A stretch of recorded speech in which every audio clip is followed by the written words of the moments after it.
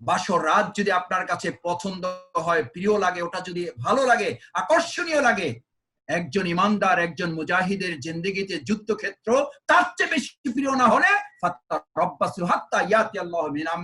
তার জন্য আল্লাহর অর্ডার, অপেক্ষা করো আমার নির্দেশের, আমার আযাব, আমার গজবের।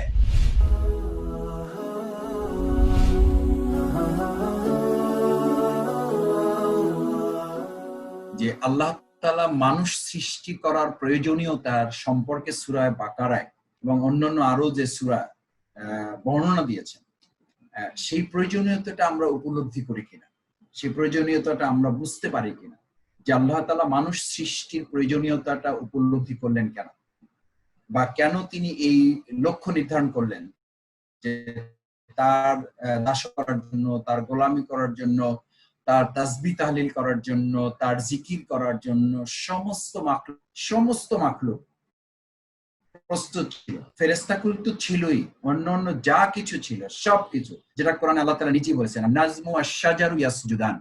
নাজম এবং শাজার বলতে গোটা পৃথিবীতে যা আছে, পৃথিবী মানে জমিনে যা আছে, আর নাজম মানে আসমানে যা আছে, আসমান এবং জমিনের মধ্যে যা আছে।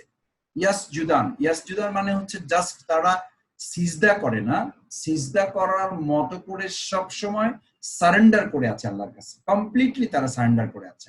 তাদের নিজস্ব কোনো ইখতিয়ার নাই, তাদের নিজস্ব কোনো পছন্দ অপছন্দ নেই, আল্লাহর যা পছন্দ সেটা তারা করছেন। এই সব কিছুর পরেও আবার আল্লাহ তাআলা আমাদেরকে কেন সৃষ্টি করলেন, এই কেন সৃষ্টি করলেন জবাব আছে চারটা। এই চারটা জবাব আপনাকে নিতে হবে। এটার সাব পয়েন্ট, প্রথম পয়েন্টের সাব পয়েন্ট ক খ গ ঘ দিয়ে আপনাকে চারটা পয়েন্ট দিতে হবে। প্রথম পয়েন্ট হচ্ছে আল্লাহ তাআলা আমাদেরকে সৃষ্টি করেছেন এই জন্য যে লাকাদ খালাকনাল ইনসানা ফি আহসানি তাকওয়িম। সমস্ত সৃষ্টির মধ্যে আল্লাহ তাআলা আমাদেরকে একটা সুন্দর আকৃতি বলতে আমাদেরকে একটা সম্মানজনক অবস্থান দিয়েছেন। সমস্ত সৃষ্টির মধ্যে আশরাফুল মাখলুকাত যেটাকে বলা হয়, আমরা সৃষ্টির সেরা যার, যিনি শ্রেষ্ঠত্ব থাকেন, তার কাজ কি কম থাকে না বেশি থাকে, যিনি সমাজে একটু ডেজিগনেটেড থাকেন, যার একটু আলাদা আইডেন্টিফিকেশন থাকে, তার কি কম থাকে দায়িত্ব? যিনি স্কুলের হেডমাস্টার বা যিনি একটি প্রতিষ্ঠানের চেয়ারম্যান, এমডি, কোম্পানির প্রধান, যিনি, তার তো দায়িত্ব কম থাকে না, তার দায়িত্ব আরো স্পেসিফিক করা থাকে, তিনি পুরো জিনিসগুলোকে কভার করেন। আল্লাহ তাআলা আমাদেরকে বললেন লাকাদ খালাকনাল ইনসানা ফি আহসানি তাকওয়িম, আমি তোমাদেরকে শুধু আহসানি তাকওয়িম করিনি, ওয়া নাফসি ওয়া মা সাওয়াহা, ওয়া নাফসি ওয়া মা সাওয়াহা। সূরা শামস, প্রথমটা বললাম সূরা 3, পরেরটা হলো সূরা শামস, যেখানে আল্লাহ তাআলা ওয়া নাফসি ওয়া মা সাওয়াহা, আমি তোমাকে একটা ভারসাম্যপূর্ণ করে তৈরি করেছি, তোমার ভারসাম্যহীন হওয়ার কোনো সুযোগ নেই। আমরা যেমন আকিমউদ্দিনের প্রশ্ন আসলে একটা কথা প্রায় আমাদের শোনা যায়, বিশেষ করে ছাত্র জীবন শেষ করে আমরা যখন কর্মজীবনে আসি বা আমাদের পেশাগত জীবনে আসি বা পারিবারিক জীবনে আসি, তখন একটা কথা বলি যে ভাইয়া আসলে আমরা দিন দেখলে দুনিয়া হারিয়ে, দুনিয়ার মধ্যে ঢুকলে দিন হারিয়ে যায়। আপনি শুধু এই কথা না, আমাদের সেক্রেটারি ছিলেন, প্রেস সেক্রেটারি, আপনারা নাম জানবেন, আমাদের হযরত হানজালা রাদিয়াল্লাহু তাআলা, যিনি রাসূল সাল্লাল্লাহু আলাইহি ওয়াসাল্লামের প্রেস সেক্রেটারি অর্থাৎ সচিব ছিলেন। টাইম টু টাইম মানে ওনার যা রাসূল সাল্লাল্লাহু আলাইহি ওয়াসাল্লাম বলতেন হুবহু তিনি তা লিখে ফেলতেন। অর্থাৎ সিরাতে ইবনে হিশামে উল্লেখ করা হয় যে রাসূল সাল্লাল্লাহু আলাইহি ওয়াসাল্লাম বলতে যতটুকু দেরি হতো, ওনার লিখতে তার চেয়েও কম সময় লাগতো, মানে বলার আগে লেখা শেষ হয়ে যেত, এতটা অভিজ্ঞ এবং দক্ষ ছিলেন তিনি। হানজালা রাদিয়াল্লাহু তাআলা কোনো এক সময় হঠাৎ সকালবেলা ঘুম থেকে নামাজ শেষ করে রাস্তায় যখন হাঁটতে বের হয়েছেন, আবু বকর রাদিয়াল্লাহু তাআলা আনহুর সাথে দেখা। আবু বকর রাদিয়াল্লাহু তাআলা জিজ্ঞেস করেন, হানজালা আপনি কেমন আছেন? বললেন আবু বকর রাদিয়াল্লাহু তাআলা, আমি আসলে খুব ভালো নেই। বললো কেন? যখন রাসূল সাল্লাল্লাহু আলাইহি ওয়াসাল্লামের কাছে থাকি তখন আমি ঠিক থাকি, বা রাসূল সাল্লাল্লাহু আলাইহি ওয়াসাল্লামের আলোচনার মধ্যে যখন থাকি, সমাবেশে যখন থাকি, তার বৈঠকে যখন থাকি, তার সোহবতে যখন থাকি, তখন আমি ঠিক থাকি। বাট আমি যখন পরিবারে ফিরে আসি, আমার কর্মজীবনে ফিরে আসি, তখন আমার চিন্তাটা দুনিয়ার সাথে রিলেট হয়ে যায়। আমি তখন আর ঠিক পরকালের চিন্তার মধ্যে নিজেকে শামিল রাখতে পারি না। এটা তো একটা মুনাফিকের আলামত না? এই যে আমি দ্বিমুখী চরিত্র আমার মধ্যে, আমি তো মুনাফিক হয়ে গেছি। একদম মানে স্ট্রেট ফরওয়ার্ড বলে দিল যে আমি তো মুনাফিক হয়ে গেছি।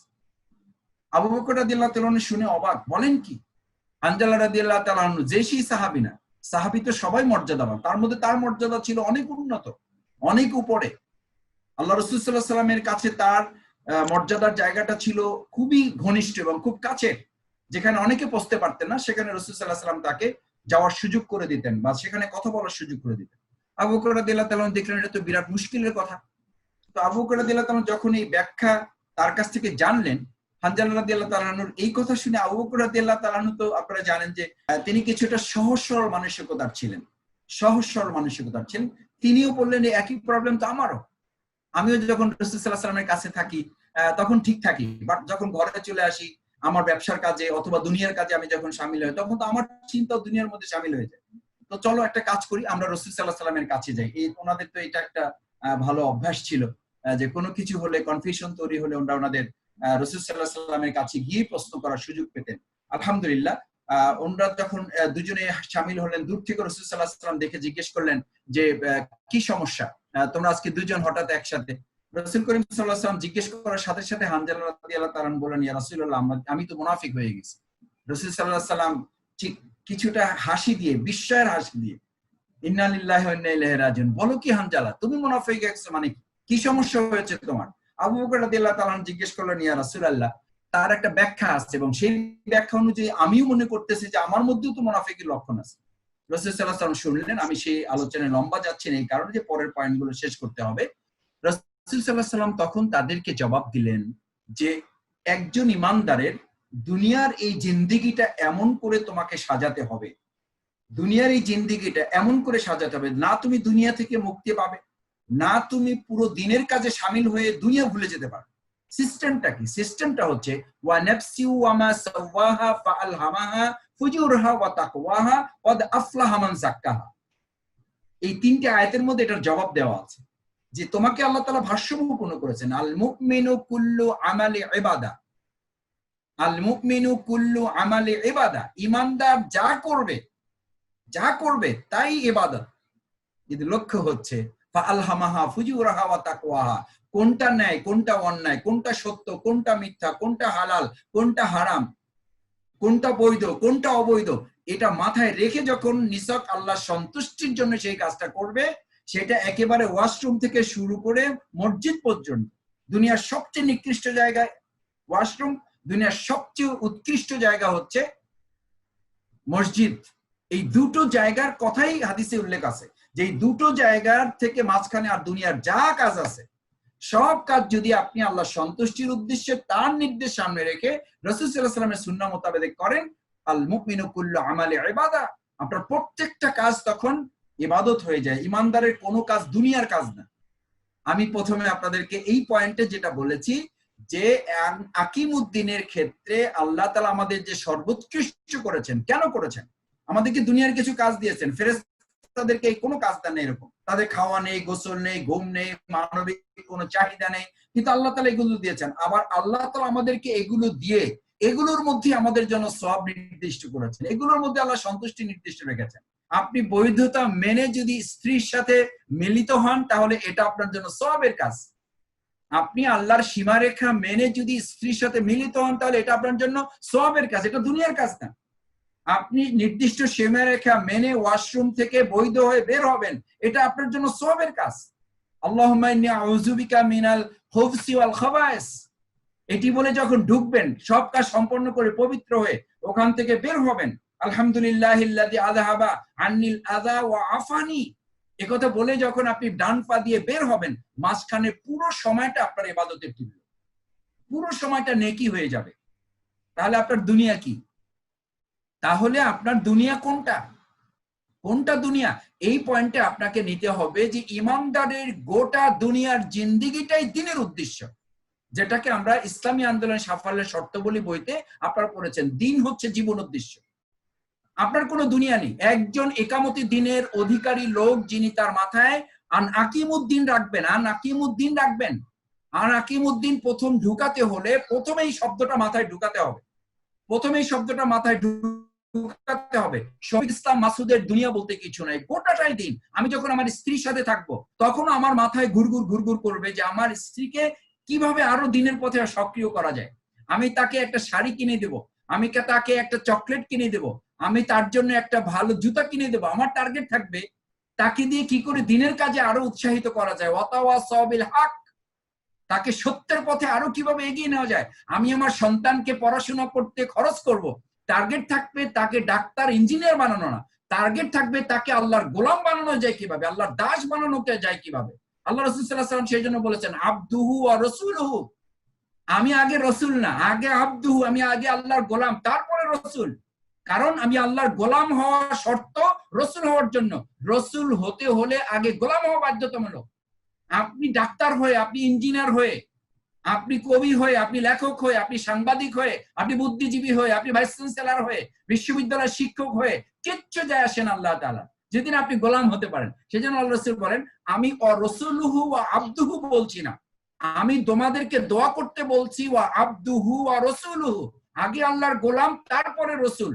আমি যতখানি রসুল বলতে স্বাচ্ছন্দ্য বোধ করি, রসুল বলতে যতটা আমার মধ্যে আত্মতৃপ্তি বোধ করি, তার চেয়ে বেশি আত্মতৃপ্তি বোধ করি আমি আল্লাহর দাস, আমি আল্লাহর গোলাম। একজন গোলামের কাজ কি, একজন দাসের কাজ কি, একজন চাকরের কাজ কি? তার আবার ইচ্ছা আছে, তার আবার কোনো পরিকল্পনা আছে, তার কোনো শখ আহ্লাদ আছে নাকি? মালিক যা বলবেন তাই করবে সে। মালিক বললে ছুটি আছে, না বললে ছুটি নাই। মালিক বললে ঘুমাবে, না বললে ঘুম নাই। মালিক বললে খাবে, না হলে খাওয়া নাই। মালিক বললে বের হয়ে যাবে, মালিক বললে ঢুকবে। এই তো তার কাজ, এই তো গোলাম, তার তো নাম গোলাম। আমরা তো সেই গোলাম। সেই গোলামির চুক্তি কিন্তু আমাদের হয়ে আছে আলমে আরোহা রুহের জগতে। আলমে আরোহা রুহের জগতে আমাদের গোলামির চুক্তি হয়েছে। সূরা আরাফের 172 নম্বর আয়াত। আপনি কি গোলামির চুক্তি কিন্তু আল্লাহ তাআলার কাছ থেকে করে এসেছেন। কি চুক্তি করে এসেছেন? ওয়া ইজ আখাযা রাব্বুকা মিন বানি আদম, আমি যখন বনি আদম এই মানুষ সৃষ্টির সিদ্ধান্ত নিয়েছি, যখন সিদ্ধান্ত নিয়েছে বনি আদম মিন জুহুরিহিম যুররিয়াতাহুম ওয়া আশহাদাহুম আলা আনফুসিহিম, আলা আনফুসিহিম, নট কালেক্টিভলি, কালেক্টিভলি না, সামষ্টিকভাবে জিজ্ঞেস করা হয়নি। চুক্তিটা, ওয়াদাটা আমাদের কাছ থেকে, এই আমরা যে আল্লাহর গোলামি করব, এই চুক্তি, এই এগ্রিমেন্টটা কালেক্টিভলি জিজ্ঞেস করা হয় না, আলা আনফুসিহিম, আলাদা আলাদা ভাবে প্রত্যেককে জিজ্ঞেস করা হয়েছে। আব্দুল্লাহ ভাইকে জিজ্ঞেস করা হয়েছে, আবু রুম্মান ভাইকে জিজ্ঞেস করা হয়েছে, ফয়সাল ভাইকে জিজ্ঞেস করা হয়েছে, এহসানুল কবির ভাইকে জিজ্ঞেস করা হয়েছে, আহমদ আফগানি ভাইকে জিজ্ঞেস করা হয়েছে, কামরুজ্জামান ভাইকে জিজ্ঞেস করা হয়েছে। এরকম না যে ফাঁকে আমি বাদ পড়ে গেছি, এরকম না যে সাইদ ভাই মাঝখানে বাদ পড়ে গেছে, এরকম না যে ইব্রাহিম ভাই মাঝখানে বাদ পড়ে গেছে। সবাইকে জিজ্ঞেস করেছে, আমি আসলে খেয়াল করি নাই বা আমি আসলে ওখানে কোনো জবাব দেই নাই, তা না, আলা আনফুসিহিম, প্রত্যেক এই এগ্রিমেন্টে আমরা তার চাকরগিরি করব, আমরা তার গোলামি করব, আমরা তার দাসত্ব করব। মূল কাজ এটা আমার, আমাকে এই জন্য পাঠানো হয়েছে। That is my responsibility. একজন দাস হওয়াটা হচ্ছে ডাক্তার হওয়ার আগের কন্ডিশন, ইঞ্জিনিয়ার হওয়ার আগের কন্ডিশন। যে ডাক্তার গোলাম হবে না, ওই ডাক্তার জাহান্নামী হবে। যে ইঞ্জিনিয়ার গোলাম হবে না, সেই ইঞ্জিনিয়ার জাহান্নামী হবে, শুধু জাহান্নামী হবে। আপনি কোরআনের বক্তব্য শুনুন, আপনি বলবেন যে মাসুদ ভাই জান্নাত জাহান্নামের সার্টিফিকেট বিতরণ করতেছেন। আমি বিতরণ করছি না, কোরআন বিতরণ করছে। যুগ ইন্নাকা আনতাল আজিজুল কারীম, যুগ সাধারণ মানুষের জন্য এটা বলা হয় নাই। এই জাহান্নামের হুমকির কথা, থ্রেট, এই থ্রেট আল্লাহ তাআলা সাধারণ মানুষকে করে নাই। আজিজ এবং কারীম দুটো শব্দ আল্লাহ তাআলার জন্য প্রযোজ্য, আর সেই দুটো শব্দ বান্দার জন্য ইনসাল্টিং, ইনসাল্টিং করে আল্লাহ তাআলা তাফসীর উল্লেখ করা হয়েছে। আল্লাহ তাআলা 30টার করে শব্দ ব্যবহার করেছেন। চুপ, জাহান্নামে যাও, ভোগ করো আজকে আযাব। তুমি ডক্টর ছিল না, তোমাকে পিএইচডি ডিগ্রির অধিকারী করেছি না, তোমাকে মেধার অধিকারী করেছিলাম না, তোমাকে চাইলে আমি সুইপার বানাতে পারতাম, তা বানাই নাই। তোমাকে আমি ডক্টরের ডিগ্রি দিয়েছি, তোমাকে বিশ্ববিদ্যালয়ের সর্বোচ্চ বারান্দায় আমি পাঠিয়েছি, আমি আল্লাহ পাঠিয়েছি। এই ব্রেন মেধা আমার দেওয়া, এই যোগ্যতা আমার তৈরি, এটা আমার সৃষ্টি। অনাফসি ওয়া মা সাওয়াহা, এই মেধা আমি তোমাকে দিয়েছি। আমি তোমাকে এটা দিয়ে পরীক্ষা করতে চেয়েছিলাম, সেই পরীক্ষায় তুমি ফেল করেছো। ফেল শফিকুল ইসলাম মাসুদ, তুমি ফেল। তোমার ডক্টরের ডিগ্রি দিয়ে তুমি দুনিয়ার জীবনে সুখ্যাতি অর্জন, সম্মান, মর্যাদা, অর্থ, প্রতিপত্তি এগুলোই শুধু লাভ করেছো। এই ডক্টরের ডিগ্রি দিয়ে আল্লাহর জমিনে আল্লাহর দ্বীন আন আকিমুদ্দিনের প্রশ্নে এটি কোনো কাজে লাগা নাই। যৌকিন্না কাংতাল আজিজুল কারীম, যাও জাহান্নামে। তুমি সম্মানিত ছিল না, তোমাকে সবাই সালাম দিয়ে বেড়াতো না, তোমাকে সবাই মাথায় করে নাচতো না, তোমার হাজার হাজার ফলোয়ার ছিল না, তোমার লাইক কমেন্টের কোনো অভাব ছিল না, ফেসবুকে তুমি স্টার ছিলা, তোমার স্টার গিরে আমায় আল্লাহর কোনো কাজে লাগা নাই। যাও, যৌকিন্না কাংতাল আজিজুল কারীম, আজকে জাহান্নামের আগুন ভোগ করো। এটা কিন্তু সাধারণ মানুষের জন্য আয়াত না, এটা অশিক্ষিত লোকদের জন্য না, এটাই আমাদের মতো, এই আপনাদের মতো, যাদেরকে আল্লাহ তাআলা একটু আলাদা আলাদা ডেজিগনেশন দিয়েছেন। সেই জন্য এটা বলেছি যে যেই ডাক্তারের সাথে, যেই ইঞ্জিনিয়ারের সাথে, যেই সাংবাদিকতার সাথে, যেই বুদ্ধিজীবীর সাথে আকিমউদ্দিনের চিন্তা সমন্বয় ঘটে নাই, আল্লাহ তার জন্য কথা বলেছেন। তোমাকে তো আমি একটা আলাদা মর্যাদা দিয়েছিলাম। জুকিন্নাকা আনতাল আজিজুল কারীম। যাও আজকে সূরা হাক্কার 15 থেকে 25 নম্বর আয়াত যদি পড়েন তো আপনার হৃদয় কেঁপে যাবে। আব্দুর রহমান আস-সুদাইসি রাহিমাহুল্লাহ উনি এবং কাবার ইমাম, মসজিদে নববীর ইমাম, এই আয়াতটুকু আপনি সিলেক্ট করে ইউটিউবে সার্চ দিলে দেখবেন ওনারা যতবার এই আয়াত তেলাওয়াত করেন, আমি যতবার ওনাদের আয়াত তেলাওয়াত করতে শুনেছি, আমি ওনাদেরকে কান্নায় ভেঙে পড়তে, শুধু ওনাদেরকে শিশুদের মতো চিৎকার করতে দেখেছি, শিশুদের মতো চিৎকার করতে দেখেছি। তারা যখন এই আয়াত পড়েন, হালাকা সুলতানিয়া, আমার দুনিয়া এত আভিজাত্য ছিল, এত সম্মান ছিল, আজকে কিয়ামতের এই কঠিন ময়দানে আমার কোনো ডেজিগনেশন, আমার কোনো মর্যাদা, আমার কোনো সুখ্যাতি, আমার কোনো স্টারশিপ, আমার কোনো সেলিব্রিটিশিপ, কোনো কিছুই আজ কাজে আসছে না, সব ধ্বংস হয়ে গেল। কোনো কিছু আজকে আমাকে এই জাহান্নামের আগুন থেকে রক্ষা করতে কাজে আসছে না। আমার আগ্নু মালুহু, আমার দুনিয়ার সম্পদ কাজে আসছে না। হালাকা সুলতানিয়া, আমার মর্যাদা কোনো কাজে আসছে না, আমার ডেজিগনেশন কোনো কাজে আসতেছে না, কারণ ওই ডেজিগনেশন আকিমউদ্দিনের কাজে কোনো ব্যবহৃত হয় নাই, কোনো ব্যবহৃত হয় না। আপনার ইঞ্জিনিয়ারশিপ আল্লাহর দিন প্রতিষ্ঠার কোনো কাজে লাগে নাই, আমার ডক্টরগিরি কোনো কাজে লাগে না আল্লাহর দিন প্রতিষ্ঠার ক্ষেত্রে। সেই জন্য রাসূল করিম সাল্লাল্লাহু আলাইহি ওয়াসাল্লাম বলেন, হালাকা সুলতানিয়া। এই আয়াত যেন তোমাদের মাথার মধ্যে থাকে, এই আয়াত যেন থাকে, মান আমেলা ওয়া আলিমা। তুমি যে জ্ঞান অর্জন করেছে সেই অনুযায়ী তোমার জীবন পরিচালিত হয়েছে কিনা। তোমাকে তো আল্লাহ তাআলা দিয়ে পরীক্ষা করেছেন, ওয়ালা নাবলুওয়ান্নাকুম বিশ-শাররি ওয়াল খায়র, বিশ-শাররি ওয়াল খায়র। কাউকে সুপার বানাবেন, কাউকে সুইপার বানাবেন, কাউকে সুইপার বানিয়ে পরীক্ষা করবেন যে ওই সুইপার থেকে সে আল্লাহর গোলামি করে কিনা। কাউকে সুপার বানিয়ে আল্লাহ পরীক্ষা করবেন যে সুপার হয়ে, সুপার স্টার হয়ে সে আল্লাহর কাছে দাসত্ব করবে কিনা, গোলামি করবে কিনা।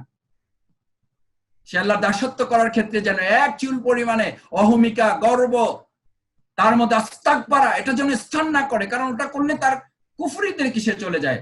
ইবলিস কি করেছিল? ইবলিস কি হাজার হাজার আনুগত্য লঙ্ঘন করেছে, হাজার হাজার অপরাধ করেছে, ধর্ষণ করেছে, খুন করেছে, হত্যা করেছে? কিচ্ছু করে নাই, শুধু বলেছে আবা না, এটা আমার পক্ষে সম্ভব না, আমি এটা করতে পারবো না, একটা পারবো না, শুধু একটা পারবো না। যদি ফেরেশতাদের সর্দার ইবলিসের সর্দার হয়ে যায়, একটা পারবো না, শুধু একটা পারবো না বলেছে। ৮০ লক্ষ বছরের ইবাদত নষ্ট করে ফেরেশতাদের সর্দার থেকে ইবলিসের সর্দার হওয়ার জন্য একটা আবা, একটা অস্বীকৃতি। ইস্তাকবারা ওয়া কানা মিনাল কাফিরিন। যাও তুমি এখন থেকে কাফিরের তালিকায় নাম্বার 1 কাফের। এই জন্য আমি মাঝে মধ্যে একটা কথা প্রায় বলে থাকি, ভাইয়েরা, সাধারণ মানুষ যদি নষ্ট হয় তাহলে সে শুধু নষ্ট হয়, সাধারণ মানুষ যদি বিভ্রান্ত হয় তাহলে সে শুধু নিজে বিভ্রান্ত হয়। আর একজন প্রশিক্ষিত লোক, একজন জ্ঞানী লোক, একজন জানাশোনা লোক যদি কোনো কারণে বিভ্রান্ত হয়, নিষ্ক্রিয় হয়, দুর্বল হয়, তাহলে সে শুধু নিষ্ক্রিয় হয় না, 3টা প্রবলেম সৃষ্টি করে। 1, নিজে শেষ হয়ে যায়। 2, পরিবেশকে নষ্ট করে। 3, অন্যকে নষ্ট করে না, শুধু নিরুৎসাহিত করে। এটাকে বলা হয়, এখনকার ইসলামিক স্কলাররা বলেন, এটা একটা পয়েন্ট রাখবেন, এটা আপনারা জানেন নিশ্চয়ই, এখন ইসলামিক স্কলারদের এই বক্তব্য ভাইরাল, যে আগের জামানায় আমরা শুধু জানতাম সাদাকায়ে জারিয়া থাকে। এখানে সাবেক ছাত্র আন্দোলনের ভাইয়েরা, বিশেষ করে এটি আমি আপনাদের বিনীতভাবে মাথায় রাখার অনুরোধ করব, সূরা আসরের ব্যাখ্যা করে ইসলামিক স্কলাররা এটা বলেন, যদি আমাদের মাথায় সাদাকায়ে জারিয়া থাকে তাহলে আমাদের মাথায় যেন অবশ্যই গুনাহে জারিয়াও থাকে। আপনি শুধু সাদাকায়ে জারিয়ার মালিক হবেন, গুনাহে জারিয়ার মালিক হবেন না, এইটা যেন ভুলে যায়েন না। ওয়াতাওয়াসাউ বিল হক, ওয়াতাওয়াসাউ বিল হক মানে হচ্ছে আপনার আমল শুধু আপনাকে উৎসাহিত করে না, আপনাকে এগিয়ে দেয় না, আপনার আমল আপনার স্ত্রীকে এগিয়ে দেয়। আলহামদুলিল্লাহ, আমার স্বামী, আমার হাজবেন্ড, আল্লাহু আকবার, আগে কেমন ছিল আর এখন কেমন, কি সুন্দর জিন্দেগি, এটাতে সে আবেগ আপ্লুত হবে, এটাতে সে ইন্সপায়ার হবে। আপনার আমলের জিন্দেগির প্রভাব তার উপরে পড়তে বাধ্য। আমরা আমাদের আন্দোলনে বলে থাকি আপনি দায়িত্বশীল হলে হবে না, আপনার পুরো পরিবার সহ আপনাকে দায়িত্বশীল হতে হবে, না হলে আপনি দায়িত্ব পালন করে টিকে থাকতে পারবেন না। আপনি দায়িত্ব পালন করে টিকে থাকতে পারবেন না। সেই জন্য আজকে আমাদেরকে এই পয়েন্টটিও রাখতে হবে যে আমরা সাদাকায়ে জারিয়ার অন্তর্ভুক্ত হওয়ার জন্য ইসলামী ছাত্র আন্দোলনে যে ট্রেনিং নিয়েছি, সেই ট্রেনিং এর মূল অংশ আবার যেন কোনো কারণে আমার নিষ্ক্রিয়তা, আমার দুর্বলতা, আমার হতাশাবাদিতা, আমার আশান্বিত হওয়ার পরিবর্তে অপটিমিস্টিক হওয়ার পরিবর্তে পেসিমিস্টিক হইতা যদি আমাকে অন্যকে নিরুৎসাহিত করে, তাহলে সেই গুনাহে জারিয়ার ভাগও কিন্তু আমাকে নিতে হতে পারে। এই জন্য ইসলামিক স্কলারগণ বলেন সাদকায়ে জারিয়ার অংশ হচ্ছে ওয়াতাওয়াসাবিল হক। আর যদি আপনার কোন আমল, আপনার কোন জিন্দেগি, আপনার কোন কর্মকাণ্ড অন্যকে নিরুৎসাহিত করে, যেটা আমাদের সম্পর্কে প্রায় একটা কথা বলা হয়ে থাকে, আমাদের আন্দোলনে অমুক ভাই দায়িত্বশীল ছিল, অমুক ভাই সাথী ছিল, অমুক ভাই সদস্য ছিল, অমুক ভাই হল সভাপতি ছিল, অমুক ভাই সেক্রেটারি ছিল, অমুক ভাই বাইতুল মাল সম্পাদক ছিল। এখন তো সেই ভাইকে দেখে আসলে মনটা খারাপ হয়ে যায়, যার কারণে আমি আর নিজে আগাচ্ছি না যে এটা কেমন কথা হলো। ওনরাই যদি এটা করে তাহলে আমাদের আর কি অবস্থা হবে, আমরা আর কি করতে পারি। কারণ কি জানেন, বাংলায় আমরা তো লিটারেচারে পড়েছি, বাংলায় একটা কথা আছে, ব্যাধি সংক্রামক স্বাস্থ্য নয়, এটা দুনিয়ার নিয়ম। ব্যাধি সংক্রামক স্বাস্থ্য নয়, অসুস্থতাটা ছড়ায়, সংক্রমণ ঘটে, স্বাস্থ্য সংক্রমণ ঘটে না, ভালো জিনিস সংক্রমণ ঘটে না, ওটা সংক্রমণ করাইতে হয়, ওটা ঘটাইতে হয়। আগাছা কেউ লাগায় না, আগাছা নিজে নিজে হয়ে যায়। আর ফসল উৎপাদন করে ওটা মানুষের কাছে পৌঁছাতে হলে ওটার পিছনে পরিশ্রম দিতে হয়, ঘাম দিতে হয়, ঔষধ দিতে হয়, তারপরে সার বিছাতে হয়, আগাছা মূলোৎপাটন করে ওটাকে রক্ষা করতে হয়। আর আগাছা নিজে নিজে দায়িত্ব নিয়ে হয়ে যায় এবং ওটা ছড়িয়ে পড়ে। এই জন্য আমি আপনাদেরকে এই ক্ষেত্রে অনুরোধ করবো, দায়িত্বশীল ভাইয়েরা এখানে যারা সম্পৃক্ত হয়েছেন, আলহামদুলিল্লাহ আপনারা প্রত্যেকে ছাত্র জীবনে প্রায় 2-4 জন হয়তো বাদ যেতে পারে, বাকি সবাই ইসলামী আন্দোলনে পরীক্ষিত অভিজ্ঞ লোক, আপনারা স্পেশালিস্ট। সুতরাং আপনাদের জীবন এবং জিন্দেগিটা যেন কোনো কারণে শয়তানের অসহায় হোক, ব্যক্তিগত দুর্বলতায় হোক, দুনিয়ার কোনো মোহের মধ্যে পড়ে হোক, দুনিয়ার কোনো প্রতারণার শিকার হয়ে হোক, আমি যেন গুনাহে জারিয়ার অন্তর্ভুক্ত না হয়ে যাই, সেই জায়গাটিও আমাদেরকে সামনে রাখতে হবে। গুনাহে জারিয়া থেকে আমাদেরকে বাঁচা। এরপরে চতুর্থ যে জিনিসটি আপনাকে মাথায় রাখার জন্য আমি অনুরোধ করব, আল্লাহ তাআলা আমাদেরকে স্পেসিফিক একটা দায়িত্ব দিয়েছেন, ইন্নী জাইলুন ফিল আরদি খলিফা। খলিফার কাজ কি? প্রতিনিধিত্ব করা। আপনি এই খলিফা শব্দের পরে দুটো শব্দ আছে, হয় খলিফাতুল্লাহ হবেন, না হলে খলিফাতুশ শাইতান হবেন। হয় খলিফাতুল্লাহ হবেন, না হলে খলিফাতুশ শাইতান হবেন। যেটা সূরায় উল্লেখ করা আছে, ইন্নী জাইলুন ফিল আরদি খলিফা, এটা আয়াতের শেষ না, পরে তাফসীরকারগণ বলেন আল্লাহ তাআলা পরের আয়াতগুলো দিয়ে উপলব্ধি করিয়েছেন যে আমার কাজ, আপনার কাজ প্রমাণ করবে আপনি খলিফা, এটা ঠিক থাকবে। আমি খলিফা হিসেবে পাঠিয়েছি, এখন তার কাজ ঠিক করবে সে কি আল্লাহর খলিফা নাকি শয়তানের খলিফা। আপনি এবার আপনার ল্যাবরেটরিতে এবার একটু টেস্ট করেন, এটার জন্য হসপিটালে যেতে হবে না, এটার জন্য কোনো হসপিটালে ল্যাবরেটরিতে যেতে হবে না, সিটি স্ক্যান করানোর দরকার নেই, এমআরআই করাইতে হবে না, স্ক্যান মানে তারপর আপনাকে এক্সরে করানোর কোনো প্রয়োজন নাই। আপনার মধ্যে আল্লাহ তাআলা একটা ল্যাবরেটরি ফিট করে দিয়েছেন, ফাআলহামাহা ফুজুরাহা ওয়া তাকওয়াহা। সৃষ্টিগতভাবে আল্লাহ তাআলা আপনাকে জানিয়ে দিয়েছেন, বুঝিয়ে দিয়েছেন, একটা ডিভাইস আপনার মধ্যে ফিট করে দিয়েছেন। আপনারা যেমন আপনাদের কম্পিউটার, ল্যাপটপ, মোবাইল, যা ইলেকট্রনিক জিনিস আসে, প্রত্যেকটা ইলেকট্রনিক জিনিসের মধ্যে একটা ডিভাইস থাকবে যেটা ভাইরাসটাকে কি করে? প্রটেক্ট করে। আল্লাহ তাআলা আপনার মধ্যে এরকম একটা ডিভাইস ফিট করে দিয়েছেন, যে ডিভাইসটা আপনাকে বলে দেবে, স্বেচ্ছায় বলে দেবে এটা ঠিক না, এটা ঠিক, এটা সত্য, এটা মিথ্যা, এটা ন্যায়, এটা অন্যায়।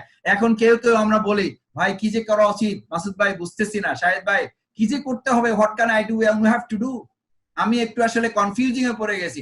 আমি কনফিউজিং এ পড়েন নাই, আপনি কনফিউজিং এ পড়েন নাই, আপনি বুঝে না বুঝার ভান করছেন, আপনি জেনে না জানার ভান করছেন, আপনি জেগে থেকে ঘুমানোর ভান করছেন, নিজের স্বার্থে, দুনিয়ার প্রয়োজনে, অন্যকে প্রতারিত করার জন্য।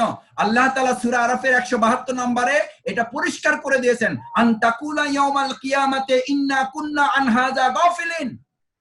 আপনি মনে করেছেন আমার ঘাড়ে বন্দুক রেখে আপনি কাল কিয়ামতের দিন পার পেয়ে যাবেন, আমি শাহিদ ভাইয়ের ঘাড়ে বন্দুক রেখে আমি পার পেয়ে যাব, মাহফুজ ভাই আরেকজনের ঘাড়ে পার পেয়ে যাবেন, ইমন শাহরিয়ার ভাই আরেকজনের ঘাড়ে বন্দুক রেখে পার পেয়ে যাবেন, আল্লাহ তাআলা সেই সুযোগ রাখেন নাই। আল্লাহ তাআলা বলেন আলমে আলোহা রুহের জগতে আমি তাকে এই কথা জানিয়ে দিয়েছি, আনতাকুনা ইয়াউমাল কিয়ামা, কিয়ামতের দিনে যেন সে বলতে না পারে ইন্না কুন্না আন হাযা গাফিলিন, আমি এই ব্যাপারে কিছুই জানতাম না, আমি তো আসলে গাফেল ছিলাম, আমি তো আসলে অবুঝ ছিলাম, আমি তো আসলে এই বিষয়ে অজ্ঞ ছিলাম, যার কারণে আমারে মাফ করে দেন। আল্লাহ বলবেন নো, এই সুযোগ তোমাকে দেওয়া হবে না, আমি তোমাকে আলমে আরোহা রুহের জগতেই জানিয়ে দিয়েছি। হোয়াট ইজ রেসপন্সিবিলিটি, তোমার দায়িত্ব কি? তোমার দায়িত্বই হচ্ছে আমার প্রতিনিধিত্ব করা, রিপ্রেজেন্টেটিভ। রিপ্রেজেন্টেটিভ দেখেছেন ওষুধ কোম্পানির রিপ্রেজেন্টেটিভ? ওষুধ কোম্পানির রিপ্রেজেন্টেটিভের দায়িত্ব কি? দেখতে স্মার্ট, কথাবার্তা বলতে পারে, খুব স্মার্টলি হ্যান্ডেল করতে পারে, স্মার্টলি রিপ্রেজেন্ট করতে পারে, মোটরসাইকেল চালাইতে পারে, একটা ব্যাগ থাকে, ডাক্তারের রুমে ঢুকে সে গিয়ে যদি ইবনে সিনার রিপ্রেজেন্টেটিভ হয়, গিয়ে দেখলো যে ওখানে স্কয়ার কোম্পানির ইয়া লাগানো আছে, ক্যালেন্ডার লাগানো আছে, এখন দেখে সে কনফিউশনে পড়ে গেছে যে স্যারের রুমে ঢুকছি সে তো হলো স্কয়ারের লোক, এখানে ইবনে সিনার কথা বলে আমি কোন বিপদে পড়বো। তো স্যারকে সালাম দিয়ে, স্যার ঠিক আছে দোয়া করেন, আমি গেলাম স্যার, আমি আসছিলাম দেখা করতে আর কি। মানে আপনি ওই শুধু স্কয়ারের মানে কি বলে ক্যালেন্ডার দেখিয়ে আপনি ভয় পেয়ে গেছেন যে উনি তো স্কয়ারের লোক, সুতরাং ওখানে আমার এই ইবনে সিনার কথা বলা যাবে না। আপনার তো এরকম একটা ব্র্যান্ড আছে, আপনি তো ইসলামের ব্র্যান্ড, ইসলামের ব্র্যান্ড। এই ব্র্যান্ডের কথা অন্যকে বলতে আপনি হীনমন্যতায় ভুগবেন কেন? কেন আপনাকে 71 সালের কথা বলে আপনাকে থামিয়ে দেবে কেউ? কেন আপনাকে স্বাধীনতা বিরোধী বলে কেউ থামিয়ে দিবে? কেন আপনাকে রাজাকার বলে থামিয়ে দিবে? তাহলে তো আল্লাহ রসুল থেমে যেতেন, তাহলে তো এখানের মুসলিম ভাইরা থেমে যেতেন, তাহলে তো মিশরের ভাইরা থেমে যেতেন, তাহলে তুরস্কের ভাইরা থেমে যেতেন, আফগানিস্তানের ভাইরা থেমে যেতেন, সিরিয়ার ভাইরা থেমে যেতেন। আফগানিস্তানের ভাইয়েরা, তুরস্কের ভাইয়েরা, মিশরের ভাইয়েরা তো স্বাধীনতা বিরোধী ছিলেন না, ওনারা তো স্বাধীনতার পক্ষে শক্তি। সৈয়দ বদিউজ্জামান নুরসি রাহিমাহুল্লাহ 300 জন আলাদা বাহিনী, গেরিলা বাহিনী তৈরি করে সেই দেশের স্বাধীনতার পক্ষে লড়েছেন। সেনাবাহিনীর পক্ষ থেকে তাকে আলাদা অ্যাওয়ার্ড দেওয়া হয়েছে সরকারিভাবে। সেই বদিউজ্জামান নুরসি যখন ইসলামের জন্য মাত্র 2টো খেদমত করেছেন আনাকিমুদ্দিনের, মাত্র 2টো খেদমত। এক, রিসালায়ে নূর নামে একটা পত্রিকা বের করতেন, মাদ্রাসাতুজ জোহরা নামে একটা মাদ্রাসা প্রতিষ্ঠা করেছেন। এতটুকু অপরাধ, আমাদের মতন মিছিলও করে নাই, মিটিংও করে নাই, অবরোধ ধর্মঘট হরতাল কিচ্ছু করে নাই, শুধু 2টো খেদমতে তিনি নিজেকে নিয়োজিত করেছেন। স্বাধীনতার পক্ষের শক্তি না, স্বাধীনতার স্থপতি ছিলেন তারা। কি পরিণতি হয়েছিল তাদের? সৈয়দ বদিউজ্জামান নুরসি রাহিমাহুল্লাহ আলাইকে যখন সেনাবাহিনীর স্কট ডেকে বলেছিল আপনার বিরুদ্ধে অভিযোগ হয়েছে, আপনি দেশের বিরুদ্ধে কাজ করছেন, বলছে দেশের বিরুদ্ধে? দেশের বিরুদ্ধে? এই দেশের জন্য আমি স্বাধীনতার লড়াই করেছি, আমি গেরিলা বাহিনী তৈরি করেছি, আপনাদের দেওয়া পদক আমার বাসায় এখনো। বলেছে সব সত্য, কিন্তু যে আপনি আহকাম গুলো, আল্লাহর দেওয়া নাকি কিছু বিধিবিধান আছে, এগুলো আপনি প্রতিষ্ঠা করতে চান, এটা আমাদের দেশের সংবিধানের সাথে কন্ট্রাডিক্ট করে। পরিষ্কার কথা, কোনো বিচার আচার, কোনো সাক্ষী সবুত কিচ্ছু লাগবে না, আপনার বিরুদ্ধে ডিসিশন হয়েছে, আদালতে হাজির হতে হবে। আদালতে হাজির হয়েছে, জাস্টিস তাকে ফাঁসির রায় পড়ে শুনিয়েছে। আমাদের তো বিচার হয়েছে 2-3 বছর, 5-7 বছর। কিছু সাক্ষীটাকে মিথ্যা তারা কিছু বানাইছে, আর তারা কোনো সাক্ষীও বানায় নাই, ডাইরেক্ট জাস্টিস তাকে শুনাই দিয়েছে আপনার ফাঁসি। সি রাইট হ্যান্ড সাইড, বলছে যে জানালা দেখেন, এই জানালা দিয়ে ডান দিকে তাকান, জানালা দিয়ে ডান দিকে তাকান, কিছু দেখতে পাচ্ছেন? বলছে হ্যাঁ দেখতে পাচ্ছি। বলছে কি দেখতে পাচ্ছেন? বলছে দেখতে পাচ্ছি 15টা ঝুলন্ত লাশ। বলছে you are the 16, you are the 16, আপনি 16 নম্বর। সৈয়দ বদিউজ্জামান নুরসি তাকে জিজ্ঞেস করলো জাস্টিস, কিছু বলবেন? কিছু বলার আছে আপনার? সৈয়দ বদিউজ্জামান নুরসি বুকের উপরে এরকম হাতটা রেখে, চোখটা জাস্টিসের দিকে একদম সোজা, তার চোখটা জাস্টিসের দিকে রেখে, হাতটা বুকের কাছে রেখে যত শক্তি ছিল সবটুকু শক্তি দিয়ে চিৎকার করে বলেছিল আল্লাহর 100টা আদেশ, আল্লাহর 1000 আদেশ, 1000 নিষেধ, প্রত্যেকটা নির্দেশ, প্রত্যেকটা নিষেধ বাস্তবায়নের জন্য যদি 1000 বার আমাকে ওই ফাঁসির রশিদে ঝুলতে হয়, আর 1000 নিষেধ বাস্তবায়নের জন্য যদি আমার 1000 বার ফাঁসিতে ঝুলতে হয়, আমি আল্লাহর কাছে প্রত্যাশা করি আল্লাহ যেন 1000 বার আমাকে জীবিত করে, আবার 1000 বার আমাকে শহীদ করে, 1000 বার যেন আমাকে শহীদ করে। আপনি কি করবেন আমাকে? কি করবেন আমাকে? নিশ্চয়ই আপনারা জানেন সৈয়দ বদিউজ্জামান নুরসি রাহিমাহুল্লাহকে শুধুমাত্র ফাঁসিতে ঝুলানোই হয় নাই, তার তো 71 সালে কোনো অপরাধ ছিল না, তার তো স্বাধীনতা বিরোধী কোনো লকআপ ছিল না, উপাধি ছিল না, কোনো ত্রুটি তো তার ছিল না। ডক্টর মুরসি তো স্বাধীনতার পক্ষে শক্তি ছিল, জেলখানায় মরতে হলো। ইমাম হাসান আল বান্না রাহিমাহুল্লাহ আলাইহি ওনারা তো স্বাধীনতার পক্ষে শক্তি ছিল। আমাদের প্রিয় নবী রাসূল করিম সাল্লাল্লাহু আলাইহি সাল্লাম স্বাধীনতা যুদ্ধের কি লকব ছিল তার? এটা হচ্ছে এই কথা বলার জন্য যে ইন্নী জাইলুন ফিল আরদে খলিফা, খলিফার কাজ হবে দুটো। ভালো করে খেয়াল করুন, আনাকিমুদ্দিনের আলোচনায় এই দুটো জিনিস আপনাকে সামনে রাখতে হবে। খলিফার কাজ হচ্ছে a representative, a genius, a khalifa has tradition to break the existing customs of the society. দুটো কাজ, কোরআনে বর্ণিত কাজকে ইংলিশে বলা হয়। ইংলিশে বললে আমাদের কাছে একটু হৃদয়গ্রাহী লাগে, এই জন্য ইংলিশে বলা আর কি। এটা কোরআনের কথা, আনিয়াবুদুল্লাহ ওয়াজতানিবুত তাগুত। কাজ দুটো, আল্লাহর দাসত্ব করা, আগাছা মূলোৎপাটন করা। Genius has tradition to break the existing, যা আছে এটা ভেঙে ফেলো। খলিফার কাজ কি মনে পড়ে? মিলাই দেখেন তো, যারা প্রতিনিধিত্ব করে কাজ কি? একটা কাপড় আপনি তাকে দেন, নতুন কাপড় দেন না? খলিফাগিরি যারা করে, আমাদের যে কাপড় সেলাই করে তাকেও তো আপনারা খলিফা বলেন, বলেন না? খলিফার সাথে একটু মিলান, দেখবেন চোখের সামনে, জাস্ট বুঝার জন্য। খলিফা মিন্স যারা কাপড় সেলাই করে, দর্জি বলেন আপনারা, টেইলর। এই খলিফাকে গ্রামে গঞ্জে আমরা খলিফা বলি। খলিফার কাজ কি? তাকে একটা কাপড় দেন, দেন না? কাপড় দিলে সে কি করে? নতুন কাপড়টা কি করে? ওই অবস্থায় রাখে, ওইটাই সেলাই করা শুরু করে না, ওটা কি কাটে? সে একদম আপনার সাথে কথা বলতে বলতে গ্যাস গ্যাস গ্যাস গ্যাস করে কেটে ফেলে। Tradition to break the existing, যে সমাজ, যে রাষ্ট্র, যে পরিবার আপনি পেয়েছেন, এটাকে ভেঙে ফেলতে হবে, এটাকে ভেঙে ফেলতে হবে। এটাকে না ফেললে তো আপনি নতুন করে করতে পারবেন না। কাস্টমস অফ দ্য সোসাইটি, ওখানে নতুন আরেকটা সমাজ গড়তে হলে ভাঙতে হবে আপনাকে, বাধ্যতামূলক। না ভাঙা ছাড়া আপনি করতে পারবেন না। আপনাদের ইঞ্জিনিয়ারিং কনস্ট্রাকশনের মানে নীতিমালায় কি বলা হয়? কনসালটেন্সিতে আপনারা কি বলেন? একটা বিল্ডিং যদি কেউ কি আপনাকে বলে যে একটা ডিজাইন করে দেন, আপনারা একটা ডিজাইন করে দেন, ডিজাইন করে দিলে কি বলেন যা আছে ওর উপরে বসাই দেন, ওর উপরে ডিজাইনটা বসাই দেন, এটা বলেন ওই ডিজাইন টিকবে? টিকবে না। আপনি তাকে বলেন যে আপনার যে বিল্ডিংটা আছে, বিল্ডিংটাকে আগে নতুন করে তার আসল জায়গায় নিয়ে যান, এটাকে আগে মেরামত করতে হবে, এটাকে আগে ভেঙে পুরানো যা আছে এগুলো সব শেষ করে ফেলতে হবে, তারপরে নতুনটা বসাতে হবে। খলিফার কাজ হচ্ছে representative has tradition to break the existing customs of the society. যে সমাজ আপনি পেয়েছেন, যে রাষ্ট্র আপনি পেয়েছেন, যে পরিবার ব্যবস্থা আপনি পেয়েছেন, যে সাংস্কৃতিক ব্যবস্থা আপনি পেয়েছেন, যে অর্থনৈতিক ব্যবস্থা আপনি পেয়েছেন, যে আধুনিক তথ্য প্রযুক্তির অস্থিরতা ব্যহাপনার জগৎ আপনি পেয়েছেন, এটাকে ভেঙে খান খান করে নতুন আর একটা সমাজ প্রতিষ্ঠিত করে দেওয়ার নাম খলিফাতুল্লাহ। এটা আকিমুদ্দিন, এটা আকিমুদ্দিন। এটাকে বলা হয়েছে তা'মুরুনা বিল মা'রুফ তানহাউনা আনিল মুনকার। কোথাও এটা শুধু বলে শেষ করে দেওয়া হয় নাই, তা'মুরুনা বিল মা'রুফ, শুধু সৎ কাজের আদেশ করো, শেষ।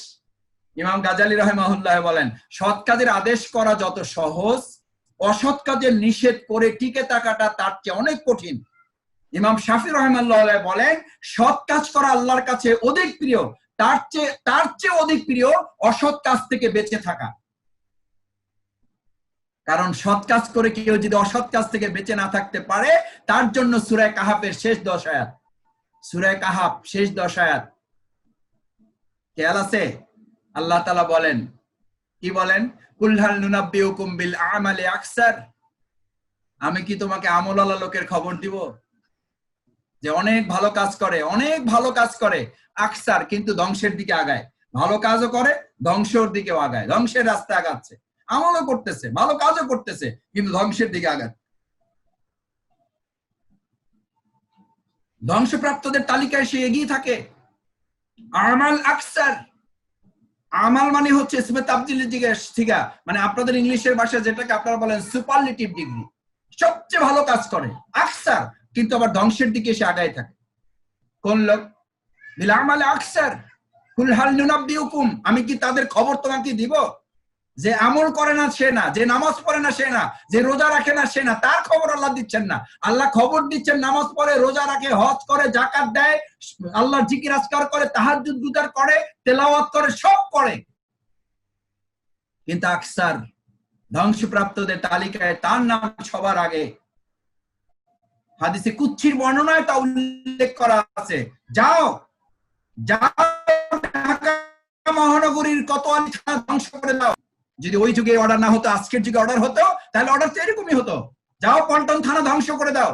পল্টন থানায় এসে দেখা গেল ওখানে কামরুজ্জামান ভাই আছে, ইব্রাহিম ভাই আছে, ওখানে আবু ওবায়দ ভাই আছে, ওখানে জিল্লুর রহমান ভাই আছে, ওখানে শাহেদ আছে, ওখানে নূর হোসেন মানিক ভাই আছে, ওখানে আলামিন আছে, ওখানে আসাদ ভাই আছে যাত্রাবাড়ি, তারপরে ওখানে আমাদের কি বলে মোহাম্মদ ভুইয়া ভাই আছেন, তারিকুজ্জামান ভাই আছেন, আহমা আকিক ভাই আছেন, সাদমান ভাই আছেন, রিয়াদউদ্দিন ভাই আছেন। ফেরেশতারা এসে দেখে বলল যে আল্লাহ আপনি কোথায় পাঠাইছেন আমাদেরকে, কোথায় পাঠাইছেন আমাদেরকে? এখানে তো সব মুত্তাকি লোকের আবাসস্থান, সব তাহাজ্জুদ গুজার লোক। শফিকুল ইসলাম মাসুদ মিয়াও ওখানে আছে। ইন্নালিল্লাহ, এই জনপদ ধ্বংস করা এটা কি ঠিক হবে? আল্লাহ তারা ফিডব্যাক দিয়েছিল। আল্লাহ তাআলার কি জবাব ছিল? হাদিসে কুদসির কি জবাব ছিল? কি জবাব ছিল? শুধু ধ্বংস করবা না, ধ্বংস করবা তো করবাই, ধ্বংসের কাজটা এই লোকগুলোকে দিয়ে শুরু করবা, এই শফিকুল ইসলাম মাসুদকে স্টার্ট করবা, যার চোখের পানি ফেলতে ফেলতে চোখের কোনায় ঘা হয়ে গেছে, পাথরের উপরে নামাজ পড়তে পড়তে যাদের হাত এবং পায়ের চিহ্ন স্পষ্ট হয়ে গেছে, তার মানে কত ইবাদত গুজার ছিলেন তারা। তাদেরকে কেন রক্ষা করা হলো না? কেন তাদেরকে বাঁচিয়ে দেওয়া হলো না? কেন তাদের কারণে ওই সমাজটাকে বাঁচানো হলো না? কেন বাঁচানো হলো না? বাঁচানো হলো না। মান রা মিনকুম মুনকারান ফালিগাইয়িরু বিয়াদিহি।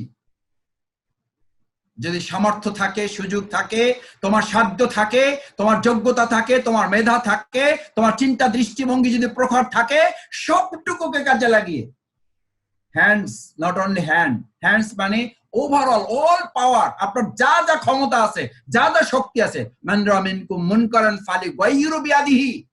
এই হাত মানে it's not only hand, hands মানে ওভারঅল পাওয়ার, আপনার সমস্ত শক্তি সামর্থ্য, চোখের শক্তি, নাকের শক্তি, মুখের কথা বলার শক্তি, হাতের লেখনের শক্তি, ব্রেনের চিন্তা করার শক্তি, সব শক্তিকে হাত, এটাকে সিম্বলিক হিসাবে কাজে হাদিসে উল্লেখ করা হয়েছে। This hands it's not only hand, it's absolutely symbolic power, it's power of symbol.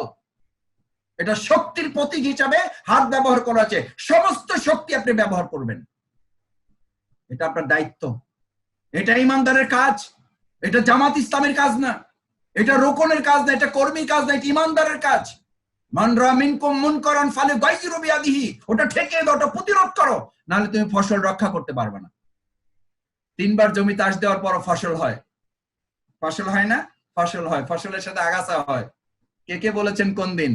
আমি সহ অবস্থানে বিশ্বাস করি। যেমন আমাদের ইউনিভার্সিটি, আপনাদের কুয়েট, সুয়েট, রুয়েট, বুয়েট, এগুলোতে আমাদের কেউ কেউ মানে উপদেশ দিত, আমাদের বুঝাতো, আরে ভাই একটু সহাবস্থান করো, একটু সহাবস্থান করো, মিলেমিশে থাকো। সহাবস্থানের দৃষ্টান্ত তো আপনার জমির ক্ষেত, ফসলের ক্ষেত 3 বার চাষ দিয়েছেন, ফসল বুনেছেন, ফসলের সাথে আগাছা হয়েছে, আপনি লাগান নাই। কে কোন দিন অনুগ্রহ করেছেন, দয়া করেছেন? কৃষি জমির সাথে এখানে প্রত্যেক পরিবারের জড়িত থাকার কথা, অন্তত মিনিমাম অভিজ্ঞতা থাকার কথা। এই সুযোগটুকু তো আপনাদের হওয়ার কথা, যেটা জেনেছেন 3 বার জমিতে চাষ দেওয়ার পরও ফসল হয়, সাথে আগাছা হয়।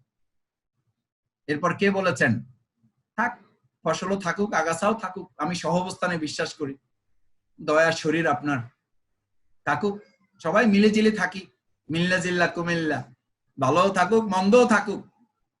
সরি, কুমিল্লার কেউ থাকলে মন খারাপ করেন না। এই যে আমরা যে মিল্লা জিল্লা থাকা, এই মিল্লা জিল্লা থাকার কথা সূরা আল কালাম 10, 11, 12, সূরা আল কালাম 10, 11, 12, আল্লাহ তাআলা মিল্লা জিল্লা থাকার যারা চিন্তা আমরা করি, যে থাকুক, একটু আলো থাকুক, একটু অন্ধকারও থাকুক, একটু গরমও থাকুক, একটু ঠান্ডাও থাকুক, একটু ন্যায়ও থাকুক, একটু অন্যায়ও থাকুক, একটু সুদও থাকুক, একটু ঘুষও থাকুক, একটু হালকা হালকা থাকুক, মিক্সড অ্যালবাম। আমরা মিক্সড অ্যালবাম জাতি, মিলে জিলে সব মিলাই আমি। আমাদের দেখবেন যে মসজিদে উপচে পড়া ভিড়, আবার দেখবেন যাত্রা পাড়া হলে ওখানে উপচে পড়া ভিড়, সিনেমার টিকিট খুঁজে পাওয়া যায় না, টিকিট পাওয়া যায় না, ব্ল্যাক ব্ল্যাক মার্কেটে বিক্রি হয়, ওখানেও ভিড়, জুমার মসজিদেও ভিড়। নেক্সট অ্যালবাম, আল্লাহ রাসূল সাল্লাল্লাহু আলাইহি সাল্লামকে কাফির মুশরিকরা প্রস্তাব দিয়েছিলেন, ওয়াদ্দু লাউ তুদহিনু ফায়ুদহিনুন, মুহাম্মদ মুহাম্মদ তোমার কিছু কথাবার্তাও থাকুক, আমাদেরটাও কিছু থাকুক, একটু থাকি, আমরা একটু মিলাজিল্লা থাকি, ওই আগাছা সহ অবস্থানের মতো, ফসলও থাকুক আগাছাও থাকুক। আল্লাহ রাসূল সাল্লাল্লাহু আলাইহি সাল্লামকে আল্লাহ তাআলা বললেন, ফালা তুতিল কাফিরিন ওয়াল মুনাফিকিন ওয়াল মুকাজ্জিবিন ওয়াল ফাসিকিন, খবরদার খবরদার মুহাম্মদ সাল্লাল্লাহু আলাইহি সাল্লামকে কোরআনে 5 জায়গায় আল্লাহ তাআলা ধমক দিয়েছেন, ধমক। হাবিবুল্লাহ 5 জায়গায় ধমক। আফাল্লাহু আন কালিমা জিনতালাহুম, কেন ছুটি দিলেন তাদেরকে আনাকিমউদ্দিনের কাছ থেকে, এবার মাফ করে দিলাম। আপনি ভাবতে পারেন সূরা তাওবা 32, 33, 34, 35 এই আয়াত আপনি ভাবলে, আপনি এই আয়াত পড়লে তো আপনার মাথা খারাপ হয়ে যাওয়ার কথা। আল্লাহ রসুল হাবিবুল্লাহ রাসূল সাল্লাল্লাহু আলাইহি সাল্লামকে আল্লাহ তাআলা কতখানি ভালোবাসেন, কতখানি, যার হাবিবুল্লাহ উপাধি, কতখানি ভালোবাসেন যে আমার প্রিয় নবী মুহাম্মদুর রাসূলুল্লাহ কাল কিয়ামতের কঠিন ময়দানে ইব্রাহিম আলাইহিস সালাম থেকে শুরু করে সমস্ত নবী যখন ইয়া নাফসি বলবে, আর প্রিয় নবী রাসূল করিম সাল্লাল্লাহু আলাইহি সাল্লাম শুধুমাত্র ইয়া উম্মতি ইয়া উম্মতি, ইয়া নাফসি ইয়া উম্মতি, আল্লাহ তাআলা তাকে বলবেন ইয়া রাসূলুল্লাহ মুহাম্মদুর রাসূলুল্লাহ, আমি কাউকে সুপারিশ করার ক্ষমতা দিলাম না, আপনাকে দিলাম, আপনাকে দিলাম, আপনার যাকে যাকে মন চায় তাকে নিয়ে আপনি জান্নাতে প্রবেশ করুন। সুবহানাল্লাহ। এত ভালোবাসার রাসূলকে আল্লাহ তাআলা ধমকটা দিয়েছেন কোন কাজে বলেন তো? কোন কাজে ধমকটা দিয়েছেন? নামাজের কাজে, রোজার কাজে ধমক দিয়েছেন? এই আনাকিমউদ্দিনের কাজে, এই আনাকিমউদ্দিনের কাজে শাহেদ আপনাকে একটা কথা বললে আপনার মন খারাপ হয়ে যায়, নুরুল ইসলাম বুলবুল একটা শক্ত কথা বললে আপনার মন খারাপ হয়ে যায়, শফিকুল ইসলাম মাসুদ একটু কড়া কথা বললে আমার অভিমান তৈরি হয়। কোরআনের এই 5টি জায়গা আমার কাছে খুব সিগনিফিকেন্ট। আফাল্লাহু আন কালিমা জিনতালাহুম, মুহাম্মদুর রাসূলুল্লাহ সাল্লাল্লাহু আলাইহি ওয়াসাল্লাম আপনাকে এবার maaf করে দিলাম। কেন ছুটি দিলেন তাদেরকে? হাত্তা ইয়াতাবায়্যানা লাকাল্লাযিনা সাদাকু ওয়া তা'লামাল কাযিবিন।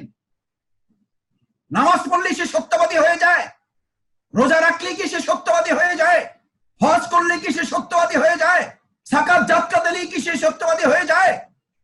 সত্যবাদী নাকি মিথ্যাবাদী এটা প্রমাণ করার জন্য আনাকিমউদ্দিনের ময়দানে ভূমিকা পালন না করা পর্যন্ত হাত্তা ইয়াতাবায়্যানা লাকাল্লাযিনা সাদাকু ওয়া তা'লামাল কাযিবিন আপনি জানতেই পারবেন না। আপনার পিছনের কাতারে প্রথম, আপনার ইমামতিতে প্রথম যে লোকটা কাতারে নামাজ পড়েছে সে কি সত্যবাদী নাকি মুনাফিক, সে কি সত্যবাদী নাকি মিথ্যাবাদী, সে কি সত্যবাদী নাকি জালেম, সে কি সত্যবাদী নাকি ফাসিক, সেটা প্রমাণ হবে ময়দানে যাওয়ার পর, সেটা প্রমাণ হবে আনাকিমউদ্দিনের কাজে সম্পৃক্ত হওয়ার পর। প্রিয় ভাইয়েরা, কি ভেবেছেন, কি মনে করেন, কি মনে করেন? আমি শফিকুল ইসলাম মাসুদ আপনাদেরকে বিনয়ের সাথে একটা কথা বলি, আমাকে যদি কেউ বুঝাতে পারেন যে মাসুদ ভাই ইসলামী আন্দোলন, এই ঝুঁকি নেওয়া, এই জামাত ইসলামী, এই ইসলামী ছাত্র শিবির করা ছাড়াও শর্টকাট সুন্দর আরাম আয়েশের রাস্তা আছে জান্নাতে যাওয়ার, আল্লাহে আল্লাহর কসম আমি আপনার গোলামি করার জন্য আজকে থেকে প্রস্তুতি নিব, এখন থেকে সিদ্ধান্ত নিব। কিন্তু আমি তো কোরআন এবং হাদিস পড়ে যতটুকু জ্ঞান আল্লাহ তাআলা দিয়েছেন, আল্লাহ মাফ করুন আমার অহংকার, আমি তো গোটা কোরআন খুঁজে শুধু এটাই পেয়েছি যে আমার মূল কাজই হচ্ছে আল্লাহ রাজ্যে আল্লাহ রাজত্ব প্রতিষ্ঠা করা। কারণ নামাজ পড়া, জিকির করা, হজ করা, যাকাত দেওয়া, এই সমস্ত তাসবিহ তাহলিল কাজ তো সমস্ত মাখলুক করে বেড়াচ্ছে, সমস্ত গাছ করে বেড়াচ্ছে। আপনি যে ফ্লোরে বসে আছেন, যেটার অস্তিত্ব আপনি টের পান না, সেই অস্তিত্বহীন প্রাণীটাও আল্লাহর জিকিরে ব্যস্ত থাকে, সেটাও কাল কিয়ামতের দিন সাক্ষী দেবে, সেও কাল কিয়ামতের দিন আপনার পক্ষে অথবা বিপক্ষে কথা বলবে। যেই ল্যাপটপে আপনি কথা বলছেন এটা আপনার পক্ষে অথবা বিপক্ষে কথা বলবে। যে দেয়ালের সামনে কথা বলছেন, যে দেয়াল কে বলে আমরা যারা বলি দেয়ালেরও কান আছে, সেই দেয়াল কাল কিয়ামতের দিন আপনার পক্ষে অথবা বিপক্ষে কথা বলবে। তাহলে আপনার আমার প্রয়োজনটা কি? কেন আল্লাহ তাআলা আপনাকে একটু স্পেসিফিক করেছেন? কেন আপনাকে একটু আশরাফুল মাখলুকাত করেছেন? কেন আপনাকে আহসানি তাকবীম করেছেন? কেন আপনাকে খলিফাতুল্লাহ বলেছেন? আল্লাহর প্রতিনিধি কেন আপনাকে উল্লেখ করেছেন? কেন ছুটি দিলেন তাদেরকে? আনাকিমুদ্দিনের কাছ থেকে আপনি ছুটি না পেলে আপনার মন খারাপ হয়ে যায়। আর আল্লাহ রসুল ছুটি দিয়ে বিপদে পড়েছেন। কাদেরকে ছুটি দিয়েছেন? কি বলেছিল? একটু গরম, ফসল কাটার সময়। শুধু এইটা? শুধু এইটা? একটা কথা, আজকে আর একটা ভালো কথা ভালো করে লিখে নেন। আনাকিমুদ্দিনের কাজে দুনিয়ার কোনো অজুহাত তো পেশ করা যায় না। দুনিয়ার কোনো অজুহাত তো পেশ করা যায় না। দিনেরও কোনো অজুহাত পেশ করা বৈধ নয়। দিনের অজুহাত, দিনের। আনাকিমুদ্দিনের কাজ করতে গিয়ে কেউ এটা বলতে পারবেন না আমি নামাজ পড়তেছি এখন দিনের কাজ করতে পারবো না। বললে আপনার ওই নামাজ কাজে লাগবে না। ওই নামাজের জন্য ফাওয়াইলুল লিল মুসাল্লিন বলা হয়েছে। নামাজ পড়ে যদি কেউ মনে করেন যে আপনি জান্নাতে চলে যাবেন, তাহলে সেই নামাজিদের জন্য ধ্বংস।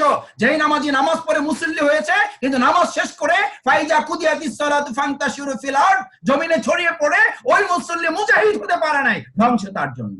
তার নামাজ নিছক শুধু আল্লাহর সন্তুষ্টির জন্য নয়, দুনিয়ার মানুষকে দেখানোর জন্য। নামাজ absolutely training program. It's a training program. আনাকিমুস সালাত, আকিমুস সালাত, আকিমুদ্দিন। আকিমুস সালাত, আপনি নামাজে মসজিদ খোঁজেন। হাইয়া আলাস সালাহ হলে আপনি মসজিদ খোঁজেন। আমার প্রিয় শাহেদ, তোমার প্রিয় ভাইদের কাছে এই আহ্বান পৌঁছানো খুব জরুরি, খুব জরুরি। হাইয়া আলাস সালাহ শোনার পর যদি আপনি মসজিদ খুঁজতে ব্যস্ত হন, মসজিদ খোঁজা যদি আপনার জন্য বাধ্যতামূলক হয়, আপনি মসজিদ খোঁজেন না, মসজিদ আপনাকে খোঁজে। আপনি ইমাম খোঁজেন নাকি ইমাম আপনাকে খুঁজে বেড়ায়। আকিমুস সালাতের এই আহ্বান পেয়ে যদি কেউ মসজিদ খুঁজতে বাধ্য হন, আকিমুদ্দিনের আহ্বান শোনার পর ইসলামী আন্দোলনের জন্য সংগঠন খোঁজা আপনার জন্য তার চেয়ে বেশি বাধ্যতামূলক। আর সংগঠন আপনাকে উল্টা খুঁজে বেড়ায়। তারপরও কত অজুহাত, কত যুক্তি, কত কথা আমার। না ভাই, সেই সংগঠন কি আর আগের মতো এখন আছে? তারপরে কত সমস্যা, অমুক ভাই তমুক ভাই এই সমস্যা। আসলে সব ঠিকই আছে, কিন্তু আমি বুঝতেছি না যে কি করা উচিত। ভাই একটু দোয়া করেন, আমি সার্চিং এর মধ্যে আছি, দেখতেছি কোনটা সহি, কোনটা সঠিক, কোনটা ব্যাঠিক, আসলে কি করব, কোন লাইনে যে যাব। এত পথ, এত রাস্তা, এত রাস্তা, এত লোক ইলিশ মাছ নিয়ে বসে আছে, শেষে ইলিশ মাছই কিনবো নাকি খেসারির ডাল কিনে নিয়ে যাবো ভাবতেছি।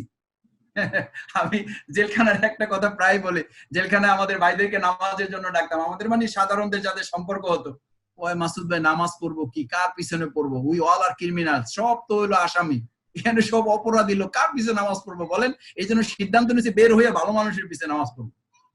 সে জেলখানায় নামাজ পড়বে না। কত বড় অথর্ব হইলে, কত বড় অপদার্থ হলে, অজ্ঞ হলে। আপনি এটা শুনে হাসছেন তো? এটা শুনে হাসছেন না? এবার আমাদের সংগঠনের কিছু ভাইদের কথা আপনাকে বলি, কিছু তিক্ত অভিজ্ঞতার কথা বলি, কিছু দুর্ভাগ্যজনক কথা বলি। ওই মাসুদ ভাই হাইয়া আলাস সালার আজান শুনে তো মসজিদে যায়, কোন কোন মসজিদ ভালো লাগে, কোন কোন ইমাম পছন্দ হয় না। তাই আমি বললাম তাতে কি নামাজে জামাত ছেড়ে দেন না জামাতে পড়েন? কয় না পড়ি, কারণ জামাত তো বাধ্যতামূলক। আমি বললাম জামাত যেমন বাধ্যতামূলক, আকিমুস সালাতের আজান শোনার পর আকিমুদ্দিন আহ্বান শোনার পর সংগঠন করো তার চেয়ে বাধ্যতামূলক। নামাজ জামাতে পড়ে আপনাকে সেই ট্রেনিং দিনে 5 বার দিয়ে আপনার মাথায় ঢুকানো হয়। আপনি আলাদা কোনো ব্যক্তি সত্তা না, আপনি সংগঠিত সত্তা। সংগঠিত সত্তার বাইরে রাস্তা শয়তানের রাস্তা, শয়তানের রাস্তা। ইবলিস সেই কথা বলি শয়তান হয়েছে। আনা খায়রুম মিন, আমি ছাড়া তো আর ভালো কেউ দেখি না। ওই যে জেলখানার ওই লোকের মতো, উই অল আর ক্রিমিনাল, আমরা সব তো হলাম আসামি। ভাই কার পিছনে নামাজ পড়বো?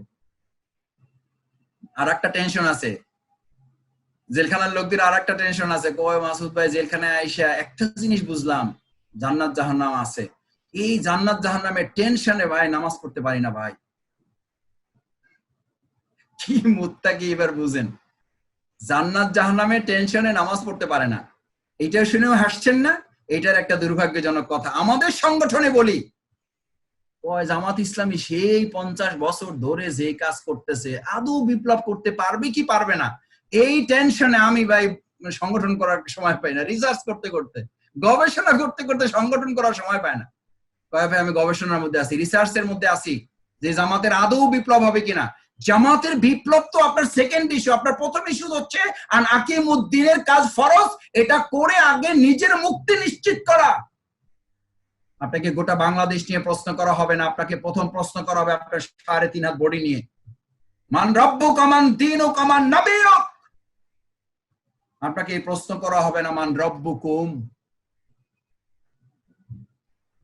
তোমাদের রব কে ছিল বলো, এই প্রশ্ন আপনাকে করা হবে না। আপনাকে প্রশ্ন করা হবে রব্বুকা, আপনাকে প্রশ্ন হবে দীনুকা, আপনাকে প্রশ্ন করা হবে নাবিয়ুকা। আপনি সেটার প্রস্তুতি নিন। শফিকুল ইসলাম মাসুদ যেন সেটা নিয়ে প্রেশান থাকে, যে নিজের সমালোচনায় ব্যস্ত থাকবে, সে অন্যের সমালোচনা করার সুযোগ পাওয়ার প্রশ্নই উঠবে না। অন্যের সমালোচনা যিনি করবেন ধরে নেবেন সে নিজের সমালোচনায় সময় দেওয়ার মতো চিন্তাই এখনো তিনি করেন নাই।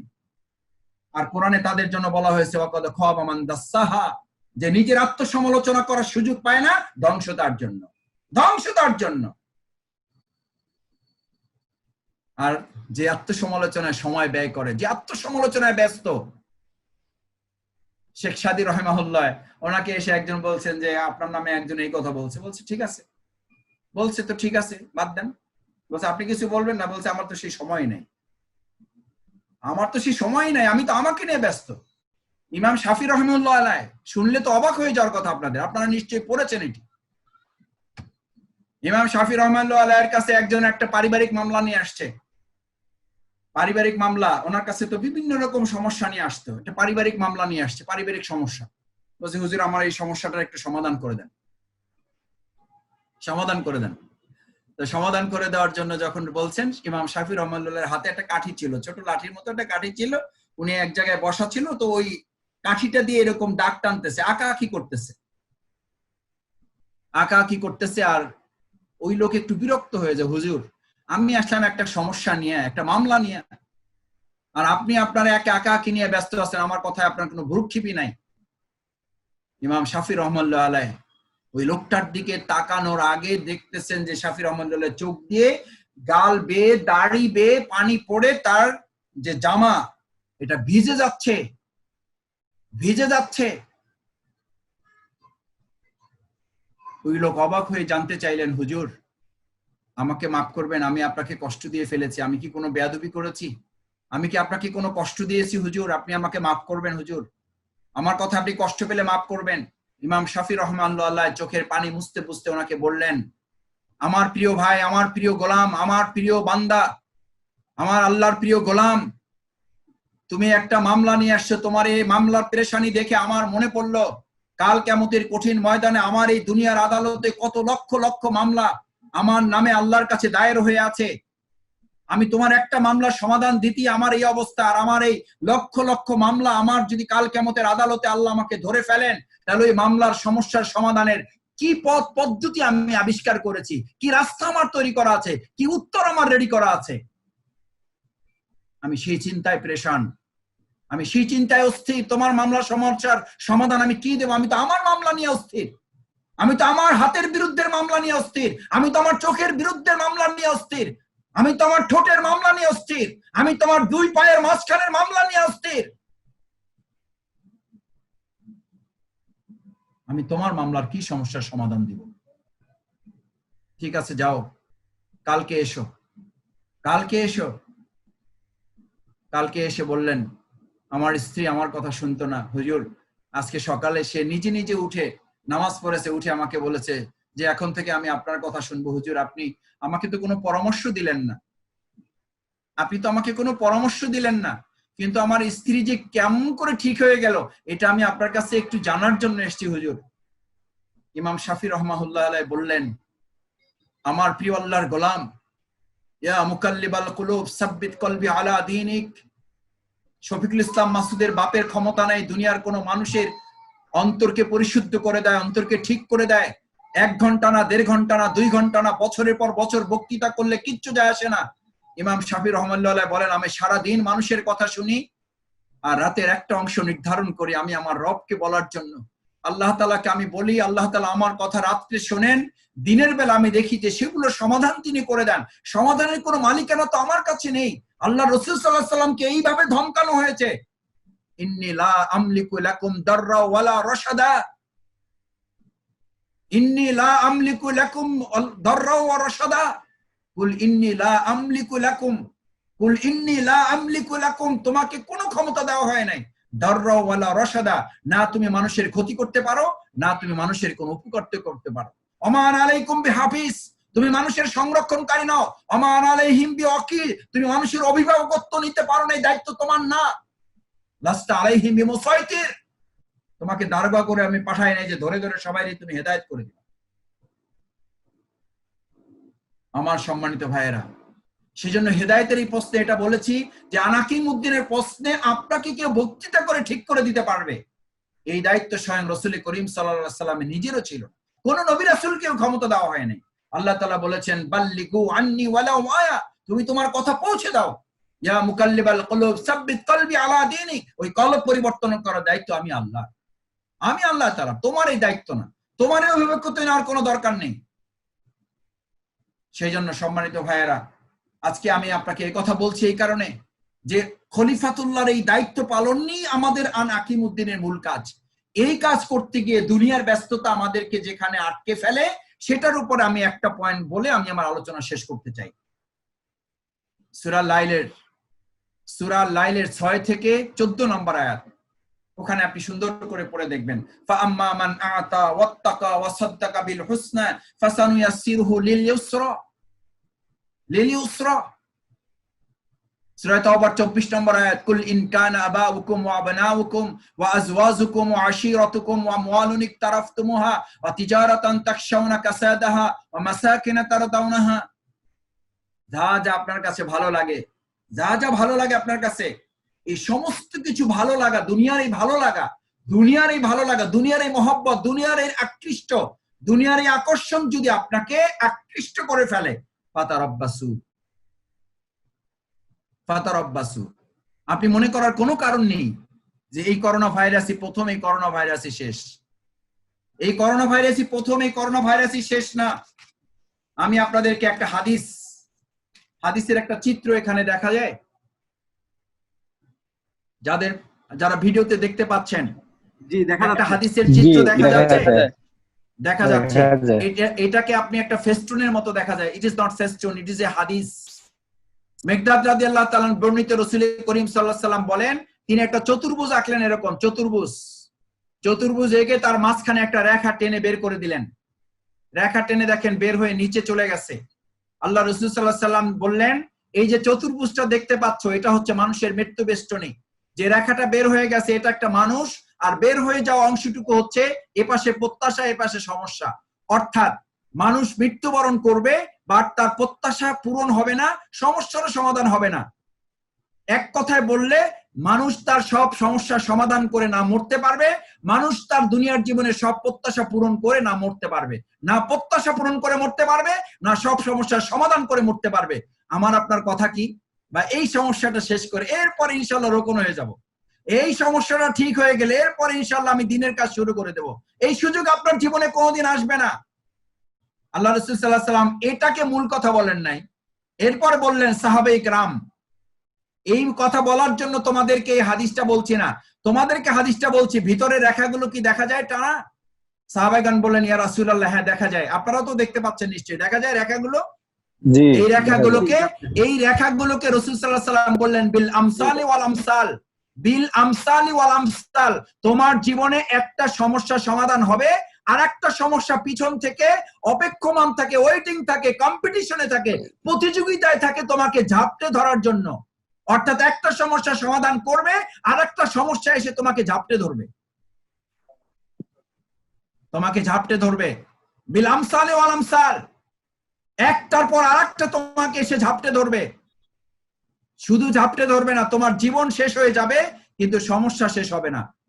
সূরা তাকাসুর, হাত্তা যুরতুমুল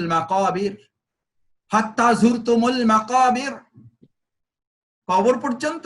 ইমাম শাফি রাহিমাহুল্লাহ তার সন্তানকে বললেন, কবর পর্যন্ত না, সমস্যা কবর পর্যন্ত না, সমস্যা পুলসিরাত পার হয়ে জান্নাতে যাওয়া পর্যন্ত, ইমানদারের সমস্যা সেই পর্যন্ত যতক্ষণ ফয়সালা না হচ্ছে আপনি জান্নাতি না জাহান্নামী। জান্নাতি হওয়ার আগ পর্যন্ত আপনার সমস্যার শেষ নাই। গোটা দুনিয়াটা সমস্যা যুক্ত, সমস্যা মুক্ত না। আমি আজকের আলোচনা আর বেশি লম্বা করতে চাই না। শুধু আজকে প্রফেশনাল ডিপার্টমেন্টে আপনারা পেশাগত দায়িত্বে যারা আছেন, এই পেশাগত দায়িত্ব আমাদের যাদেরকে বুধ করে রেখেছে, যাদেরকে আকৃষ্ট করে রেখেছে, যাদেরকে ঘেরাও করে রেখেছে, আলা তাকুনু কাল্লাযিনা নাসুল্লাহা ফাআনসাহুম আনফুসাহুম, আল্লাহকে যদি ভুলে যাও আমি কাল কিয়ামতের দিন তোমাকে ভুলে যাব। কি কঠিন অবস্থা হবে আপনার, কি কঠিন অবস্থা হবে জালিস মাহমুদ ভাই বলুন, যদি কাল কিয়ামতের দিন আল্লাহ আপনাকে ভুলে যান। আজ আল্লাহকে ভুলে আমরা থাকছি, আল্লাহ বলেন তাহলে আমি কাল কিয়ামতের দিন তোমাকে ভুলে যাব, দুনিয়াতে আমি তোমাকে ভুলিয়ে দেব। করোনা ভাইরাস সংক্রমণ সম্পর্কে আজকে ইসলামিক স্কলারগণ, সায়েন্টিস্টরা, সোশ্যাল সায়েন্টিস্টরা একমত হয়ে গেছেন। সোশ্যাল সায়েন্টিস্ট এবং ইসলামিক স্কলাররা একটা বিষয় একমত হয়ে গেছেন, পৃথিবী আর স্বাভাবিক অবস্থায় ফিরবে না। বিলামসালে আলামসাল, করোনা ভাইরাস পরবর্তী তিনটা effect, after effect, side effect, ভালো করে খেয়াল করুন। করোনা ভাইরাস পরবর্তী effect, after effect, side effect, তিনটা প্রতিক্রিয়া তৈরি হবে। প্রথম প্রতিক্রিয়া হলো পৃথিবী আর স্বাভাবিক অবস্থায় ফিরবে না। দ্বিতীয় প্রতিক্রিয়া হলো গোটা পৃথিবী ভেঙে খান হয়ে যাবে, সামাজিকতা, বন্ধন, আত্মীয়তা, বাবা মা সন্তানের পরিচয় দিতে চাইবে না, স্ত্রী স্বামীর দায়িত্ব নিতে চাইবে না, স্ত্রী স্বামীর দায়িত্ব নিতে চাইবে না, স্বামী স্ত্রীর দায়িত্ব নিতে চাইবে না, সন্তান বাবা মার দায়িত্ব নিতে চাইবে না, বাবা মা সন্তানের দায়িত্ব নিতে চাইবে না। 3 নাম্বার বড় ইফেক্ট যেটা হবে, আফটার ইফেক্ট যেটা হবে, এখন থেকে 5 থেকে 15 বছরের মধ্যে যাদের বয়স, তাদের অধিকাংশ সংখ্যক লোকেরা, অধিকাংশ সংখ্যক শৈশব কৈশোরের ছেলেরা সাইকোলজিক্যালি ডিসঅর্ডার অথবা মেন্টালি ডিস্টার্ব হয়ে যাবে। তারা মেন্টালি ডিস্টার্ব হয়ে যাবে, সাইকোলজিক্যালি ডিসঅর্ডার হয়ে যাবে তারা। কারণ এই ভারসাম্যহীন পরিবেশে তারা নিজেদেরকে আগাতে পারবে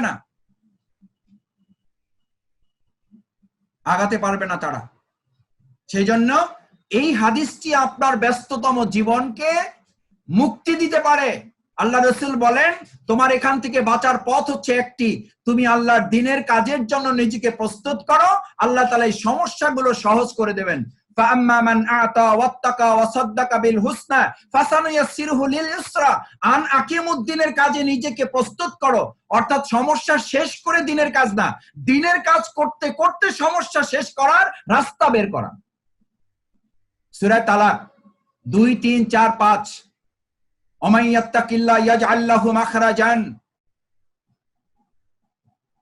মিন আমরিহি ইউসরা, তোমার কাজ আমি সহজ করে দেব, তোমার কাজ আমি সহজ করে দেব, সমস্ত বিপদ মুসিবত থেকে তোমাকে আমি বের করে দেব, দুঃখ দুর্দশা থেকে তোমাকে বের করে দেব, ব্যস্ততম জীবন থেকে তোমাকে আমি মুক্ত করে দেব। আর যদি না করেন তাহলে হাদিসে কুদসির বর্ণনা হচ্ছে, তোমার 2 হাত আমি ব্যস্ততায় পরিপূর্ণ করে তোমার জীবন থেকে কোনোদিন অভাব আর দূর হবে না। হয় নাই, হচ্ছে না। আমার দেখা হাজার হাজার আমাদের ভাইয়েরা যাদেরকে ব্যস্ত থাকতে দেখেছি, ব্যস্ততা তাদেরকে পাগল করে ছেলেছে। ডানে তাকালে বামে দেখে না, বামে তাকালে ডানে দেখে না। কারণ ব্যস্ততার নিয়মই হচ্ছে ব্যস্ততা আপনাকে আরো ব্যস্ত করে তুলবে। সেই জন্য আমি আজকে আপনাদের শেষের দিকে এসে মৌলিক 4টি কথা বলতে চাই। প্রথম কথা হচ্ছে, এই পুরো আলোচনার নাম্বার 1 হচ্ছে, সমস্যা শেষ করে ইসলামী আন্দোলন নয়, বরং সমস্যা শেষ করার জন্য ইসলামী আন্দোলনে সক্রিয় ভূমিকা পালন। নাম্বার 1। নাম্বার 2, আপনি প্রতিষ্ঠিত হয়ে তারপর দিন প্রতিষ্ঠা না, দিন প্রতিষ্ঠা করার মধ্য দিয়ে আমার প্রতিষ্ঠা নিশ্চিত করার দায়িত্ব আল্লাহর হাতে সুপর্দ করা। আপনি নিজে প্রতিষ্ঠিত হয়ে দিন প্রতিষ্ঠা করা, এটা ইসলামের সাথে, দিনের সাথে কিছুটা তামাশা করা, এটা উপহাস করা দিনকে, এটা ইসলামকে কটাক্ষ করা। আপনার কাছে ইসলাম দায়বদ্ধ যে আপনি প্রতিষ্ঠিত হয়ে তারপর ইসলাম প্রতিষ্ঠিত করবেন। আমার এই কথার সাথে শিবিরে থাকতে কেউ কেউ বলতেন মাসুদ ভাই ক্যারিয়ার লাগবে। আমি বলতাম, ভাই আমি একটা ক্যারিয়ারের চেষ্টা করতেছি, কিন্তু আমি বিশ্বাস করি ইসলামী আন্দোলন ইমানদারের সবচেয়ে বড় ক্যারিয়ার হচ্ছে ইসলাম আন আকিমুদ্দিন, মুজাহিদ হতে পারা তার সবচেয়ে বড় ক্যারিয়ার। হযরত বেলাল রাদিয়াল্লাহু তাআলা কি ক্যারিয়ার ছিল, কি ক্যারিয়ার ছিল? আল্লাহ তাআলা তাকে দুনিয়াতে সম্মানিত করেছেন। কাল কিয়ামতের ময়দানে আল্লাহ রাসূল হাসতে হাসতে বলেছেন, আমি জান্নাতে আগে যাব, আমার আগে হযরত বেলাল জান্নাতে যাবে। সুবহানাল্লাহ, সুবহানাল্লাহ, আমার আগে বেলাল জান্নাতে যাবে। সেই বেলালকে, তার কি ডেজিগনেশন ছিল? কি ডেজিগনেশন ছিল তার, কি উপাধি, কি মর্যাদা ছিল দুনিয়ার জীবনে? হাবশি গোলাম। শুধুমাত্র একটা যোগ্যতা ছিল, আল্লাহর জমিন, আল্লাহর দিন প্রতিষ্ঠার জন্য সূর্যের তেজ, বালু পাথরের তেজ, এই সমস্ত তেজ তার এক আহাত শব্দের তেজের কাজে দুনিয়ার সমস্ত তেজকে তিনি পরাজিত করেছেন।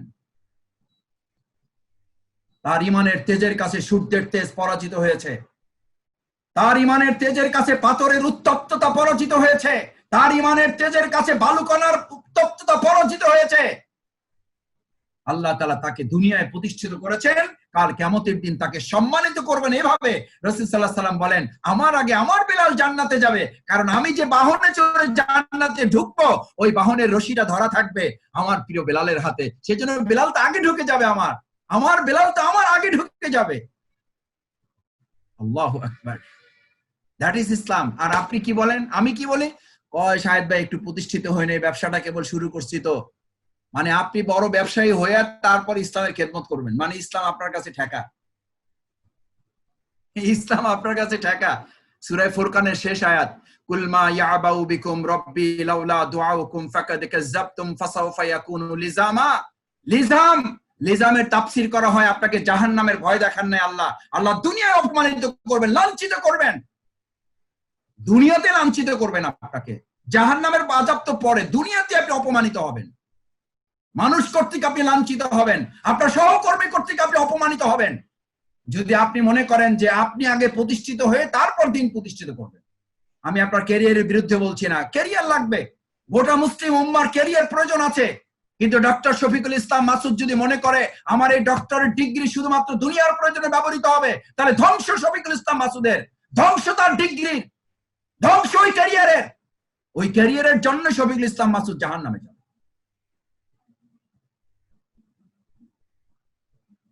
সূরা ফুরকানের শেষ আয়াত, কুল মা ইয়াবাউ বিকুম রাব্বি লাউলা দুআউকুম ফাকাদ কাযাবতুম ফাসাউফা ইয়াকুনু লিজামা। তোমার যদি আল্লাহকে না ডাকো, আল্লাহর দ্বীনের এই কাজে শামিল না হও, ওয়া ইস্তাবদিল কওমান গায়রাকুম লা তাদুররুহু শাইয়া ফাতারাব্বাসু হাত্তা ইয়াতি আল্লাহু মিন আমরিহি। এরকম শত শত আয়াত কোরআনে আছে, ফাতারাব্বাসু হাত্তা ইয়াতি আল্লাহু মিন আমরিহি। আপনারা যেটা নাম দিয়েছে করোনা ভাইরাস, আল্লাহর ভাষায় ওটার নাম হলো আমরিহি, ওটা আমার একটা অর্ডার, ইটস অনলি অর্ডার। এরকম অর্ডার এর আগেও এসেছে, ভবিষ্যতেও আসবে। কখন আসে? মান আহাব্বা ইলাইকুম মিনাল্লাহি ওয়া রাসূলিহি ওয়া জিহাদিন ফি সাবিলিহি। আল্লাহ, আল্লাহর রাসূল এবং আল্লাহর জমিনে আল্লাহর দ্বীন প্রতিষ্ঠান আকিমুদ্দিনের কাজ যদি আপনার ভালো না লাগে, এটাকে যদি দুনিয়ার সবকিছুর চেয়ে ভালো না লাগে, আল্লাহর দ্বীন প্রতিষ্ঠার কাজ যদি সবকিছুর চেয়ে ভালো না লাগে, ভালো লাগার কথা, আমার একটা কথা না বললে আমার ভালো লাগে না ভাই। এখানে প্রায় তরুণ যৌবনের সব লোকেরা, কেউ হয়তো বিয়ে করেছেন, কেউ হয়তো বিয়ে করেন না, এরকম হাতে গোনা 2-4 জন, বাকি সবাই করেছেন। বাসর রাত যদি আপনার কাছে পছন্দ হয়, প্রিয় লাগে, ওটা যদি ভালো লাগে, আকর্ষণীয় লাগে, একজন ইমানদার, একজন মুজাহিদের জিন্দেগিতে যুদ্ধক্ষেত্র তার চেয়ে বেশি প্রিয় না হলে ফাতারাব্বাসু হাত্তা ইয়াতি আল্লাহু মিন আমরিহি। তার জন্য আল্লাহর অর্ডার, অপেক্ষা করো আমার নির্দেশের, আমার আযাব, আমার গজবের। আমি শফিকুল ইসলাম মাসুদের কাছে বাসর সজ্জা যেমন আমার কাছে প্রিয়, আমার যুদ্ধক্ষেত্রে আল্লাহর দ্বীনের এই দ্বীন প্রতিষ্ঠার কাজ, এর হুমকি, এর ধমকি, এর রক্তচক্র, এর জেলখানা, এর ফাঁসির মঞ্চ যদি আমার কাছে তার চেয়ে বেশি প্রিয় না লাগে, বেশি মজা না লাগে, ওটা যদি আমাকে বেশি আকৃষ্ট না করে, সেই ইমানদারের জন্যই ফাতারাব্বাসু হাত্তা ইয়াতি আল্লাহু মিন আমরি, অপেক্ষা করো আমার নির্দেশ, আমার আদেশ, আমার গজবে।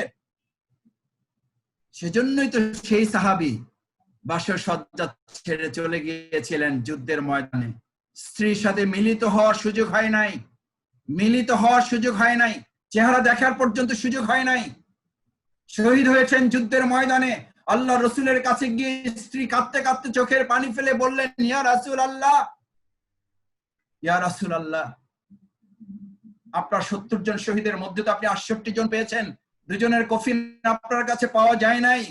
আমি আপনার কাছে আপিল করতে এসেছি, আমার বলতে লজ্জা হচ্ছে, তবু আমার না বলে উপায় নেই। আপনি তো সাধারণত শহীদদের গোসল দেন না, কিন্তু আমার যে স্বামী আমার বাসর সজ্জা সেরে যুদ্ধের ময়দানকে, বাসরকে বেশি পছন্দ করেছে।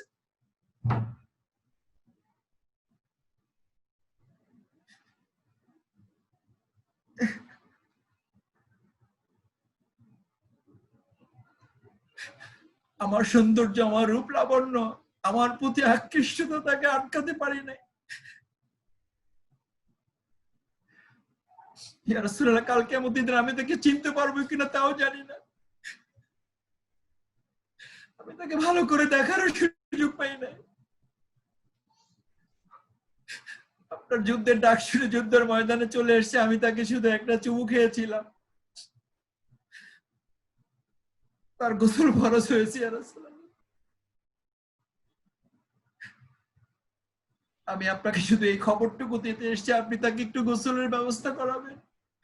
রাসূল সাল্লাল্লাহু আলাইহি ওয়াসাল্লাম ওমর, আলী, ওসমান, আবু বকরকে বললেন, আমার সেই সাহাবীর কফিন কোথায়, খুঁজে নিয়ে আসো।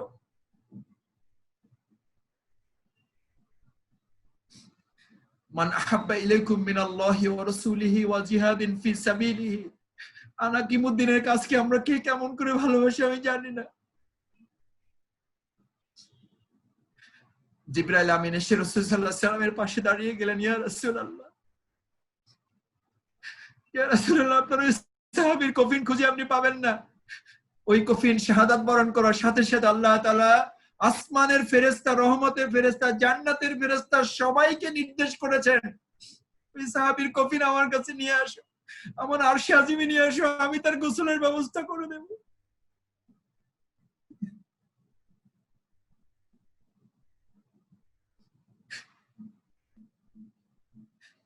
ইয়া রাসূলুল্লাহ, তার জানাজায় সমস্ত ফেরেশতারা অংশগ্রহণ করবেন।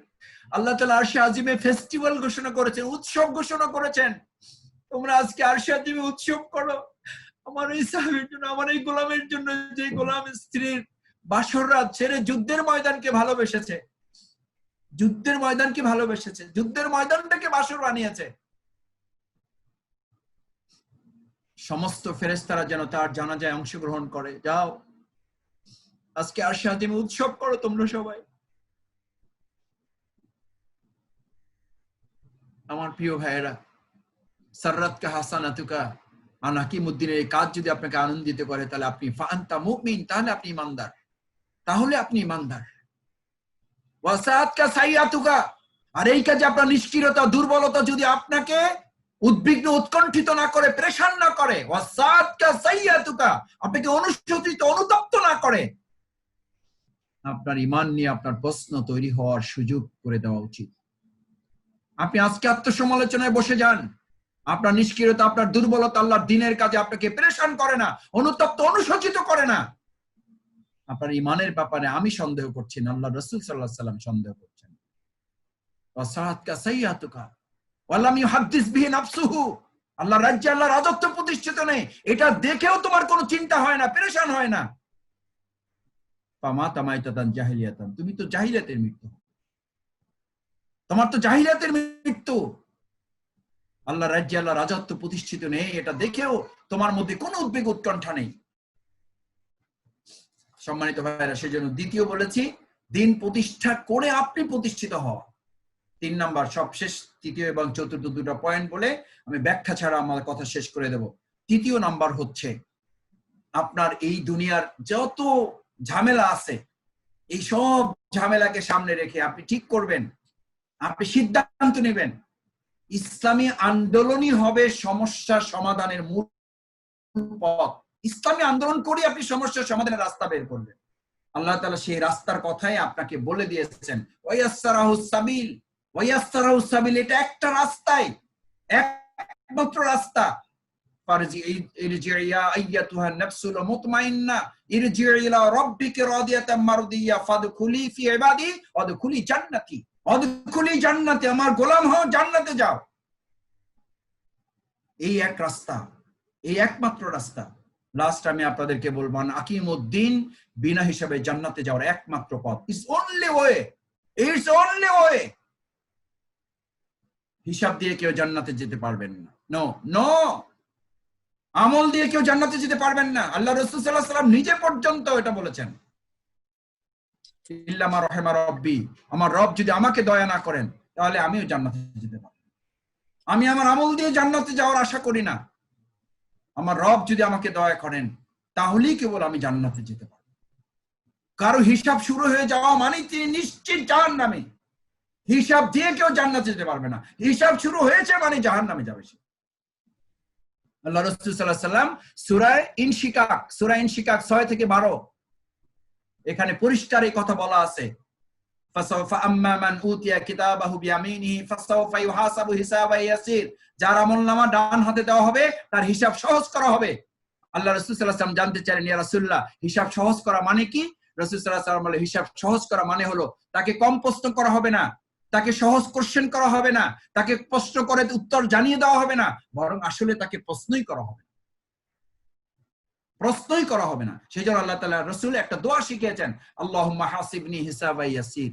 আল্লাহ আমার হিসাব সহজ করা মানে হিসাব নিয়েন না আপনি। হিসাব দিলে আমি কোনো জবাব দিতে পারবো না, জবাব দিয়ে আমি জান্নাতে যেতে পারবো না। চতুর্থ নাম্বার সবশেষ পয়েন্ট হচ্ছে, আন আকিমউদ্দিনের কাজ হচ্ছে সমস্ত ইবাদতের মূল কেন্দ্রবিন্দু। It is the central point.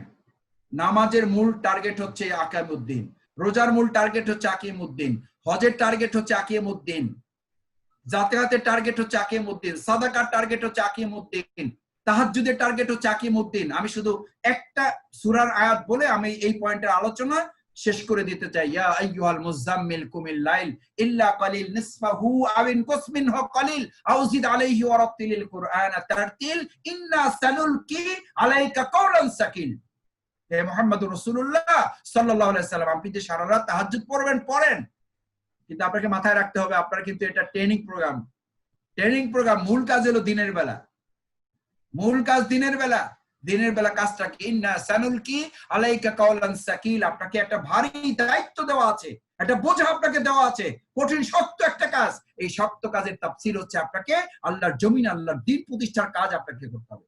ইন্নালাকা সাবহান তাবিল। দিনের বেলা একটা লম্বা টাইম তো আপনাকে কাজ করতে হবে। সেজন্য সারা রাত তাহাজ্জুদ পড়ে সকালবেলা ঘুমাইতে যাবেন না। এই ঘুমাইতে যাওয়ার জন্য আপনাকে তাহাজ্জুদ পড়তে দেওয়া হয় নাই। আপনার তাহাজ্জুদ পড়তে দেওয়া হয়েছে সংযমী হওয়ার জন্য, সবর শক্তি বাড়ানোর জন্য, সহ্য ক্ষমতা বাড়ানোর জন্য, টলারেন্সি বাড়ানোর জন্য, যাতে গালি দিলে, দুঃখ দিলে, কষ্ট দিলে, নির্যাতন, নির্মম, মামলা, হামলা এসব কিছু করলেও যাতে আপনি এক চুল পরিমাণ আপনার দায়িত্বের জায়গা থেকে সরে না যান, সেই জন্য তাহাজ্জুদ। না হলে আপনার এই তাহাজ্জুদের কোনো দাম নাই। রহবানাল লাইল ফুরসানান নাহার। ইমাম গাজালি রাহমাহুল্লাহ এই আয়াতের ব্যাখ্যা গিয়ে বলেন, ফুরসানান নাহার, যে রহবানাল লাইল হবে, রাত্রিবেলা দরবেশ হবে, দিনের বেলা সৈনিক হবে। না হলে এই দরবেশগিরি আল্লাহর কাছে কোনো দরকার নাই, কোনো মূল্য নাই দরবেশগিরির পাশাপাশি যদি সৈনিকগিরি করতে না পারেন, ভালো করে খেয়াল করুন, দরবেশগিরি, সৈনিকগিরির জন্য দরবেশগিরি, দরবেশগিরির জন্য সৈনিকগিরি, একটার একটা সম্পূরক। শুধু সৈনিকগিরি করবেন সফল হবেন না, শুধু দরবেশগিরি করবেন জান্নাতি হবেন না। সফল হওয়ার জন্য, জান্নাতি হওয়ার জন্য রহবানাল লাইল, রাতের বেলা আপনার জায়নামাজ, দিনের বেলা ঘোড়ার পিঠ, এই দুটো আপনাকে বরাদ্দ করতে হবে। এটা হচ্ছে ইমানদারের, এটা হচ্ছে মুমিনের, এটা হচ্ছে আন আকিমউদ্দিনের বৈশিষ্ট্য। আসুন আমরা সেই বৈশিষ্ট্য নিজেকে উজ্জীবিত করে আল্লাহর রাজ্যে, আল্লাহর রাজত্ব প্রতিষ্ঠা করার জন্য আপনার মধ্যে একটা পাওয়ার ডেভেলপ করার কথাই কোরআনে এভাবে উল্লেখ করা আছে, লাকাদ রাদিয়াল্লাহু আনিল মুমিনিন ইযুবায়ুনাকা তাহতা শাজারা। তুমি একটা প্রোটেকশন গ্রহণ করো, একটা প্রোটেকশন। আপনি করোনা ভাইরাস থেকে বাঁচার জন্য মাস্ক পরেন, হ্যান্ড স্যানিটাইজার ব্যবহার করেন, গ্লাভস ব্যবহার করেন, পার্সোনাল প্রোটেকশন ইকুইপমেন্ট করেন একটা ভাইরাস থেকে বাঁচার জন্য। আর শয়তানের শত কোটি লক্ষ ভাইরাস বাঁচার জন্য আপনি কি প্রোটেকশন নিয়েছেন? সেই প্রোটেকশনের নামই হচ্ছে বায়াত, সেই প্রোটেকশনের নামই হচ্ছে শপথ। যে শপথ আপনাকে এই ভাইরাস গুলো থেকে বাঁচাতে সহযোগিতা করে। এটার নাম আর অন্য কিছু না, এটা অন্য কোনো পদবি না। আমি আপনাদের অনুরোধ করে আসুন, অন্তত এই অনুভূতি তো এই করোনা সংক্রমণ কালে আমার মধ্যে জাগ্রত হওয়ার কথা, যে একটা ভাইরাস থেকে বাঁচতে আমরা এত প্রোটেকশন নিচ্ছি, তাহলে শয়তানের হাজার হাজার লক্ষ লক্ষ ভাইরাস থেকে বাঁচার জন্য আমার তো একটা স্ট্রং পিপি দরকার। সেই স্ট্রং পিপি সাহাবায়ে আজমাইনগণ আন আকিমউদ্দিনের জন্য নিয়ে তারপরে দিনের কাজে তারা নিজেদেরকে পেশ করেছেন, সারেন্ডার করেছেন। কলু বায়ানা, আমরা শপথ নিতে আসলাম, আমাদেরকে শপথ পড়ান। ফিমা আহিব্বা ওয়া কারেহা, আমার পছন্দ অপছন্দ বলতে এখন আর কিছু নাই। এই মালিকানা, ইয়া রাসূলুল্লাহ আপনি ফিল উসরি ওয়াল ইউস, এটা কঠিন হলেও করব, সহজ হলেও করব। ফিল মানশাতি ওয়াল মাকরাহে, কেউ সন্তুষ্টি হলেও করব, কেউ সন্তুষ্টি না হলেও করব। ফিল ইউহি ওয়া ইউমিত, আমার জীবন এবং মৃত্যুর ফয়সালাও যদি এর মধ্যে এসে যায়, তবু আমি বায়াত থেকে এক চুল পরিমাণে দূরে সরে যাব না। আন আকিমুদ্দিনের কাছ থেকে আমি পিছপা হব না, এই শপথ তারা নিয়ে আন আকিমুদ্দিনের চূড়ান্ত হক আদায় করেছেন। আমি আপনাদের অনুরোধ করব, আন আকিমুদ্দিনের চূড়ান্ত হক আদায়ে একজন ব্যক্তি বায়াতবদ্ধ জীবন ছাড়া থাকতে পারেন না। বায়াতবদ্ধ জীবনের অন্তর্ভুক্ত হওয়া ছাড়া জবাবদিহিতার মধ্যে আপনি আসতে পারেন না। এই জবাবদিহিতামূলক জীবন তৈরি করার জন্য বায়াতবদ্ধ জীবন, আন আকিমুদ্দিনের চূড়ান্ত হক আদায় করার জন্য বায়াতবদ্ধ জীবন। বায়াত আপনি নেওয়া আছে, এখন শুধু এটাকে রেনু করা, এটাকে প্রত্যয়ন করে নেওয়া। ইয়া আইয়ুহাল্লাযীনা আমানু আমিনু, হে ঈমানদারগণ আবার ঈমান আনো, আবার ঈমান আনো, আবার বায়াতকে রেনু করো। ছাত্র জীবনে নিয়েছো, আবার নাও, আবার ছাত্র জীবন থেকে এবার যেহেতু কর্মজীবনে প্রবেশ করেছে, এখানে আবার নতুন করে বায়াত করো। আসুন আল্লাহ তাআলা আমাদের তৌফিক দান করুন, বায়াতবদ্ধ জীবনের অধিকারী হয়ে আন আকিমুদ্দিনের মতো সমস্ত ইবাদতের মূল প্রাণ এই ইবাদতে আমরা শামিল হয়ে আল্লাহ তাআলার সন্তুষ্টি বিনা হিসাবে জান্নাত লাভের এই রাস্তা যেন আমরা অতিক্রম করতে পারি, এই পথের পথিক যেন আমরা হতে পারি। আল্লাহ তাআলা আমাদেরকে সেই তৌফিক দান করুন, সেই প্রত্যাশা ব্যক্ত করে আপনাদেরকে আমি আমার আবারও আন্তরিক কৃতজ্ঞতা, লম্বা সময় কথা বলে ফেলেছি, আমাকে মাফ করবেন। আমার এই দুর্বলতা একটু থেকেই যায় যে আমি আসলে কম কথায় শেষ করতে পারার যোগ্যতা এখন অর্জন করতে পারি নাই। আমার জন্য আপনারা দোয়া করবেন যেন কম কথায় আমি আমার বক্তব্য শেষ করার যোগ্যতাও আল্লাহ তাআলা আমাকে দান করেন। কেউ কষ্ট পেয়ে থাকলে মাফ করবেন।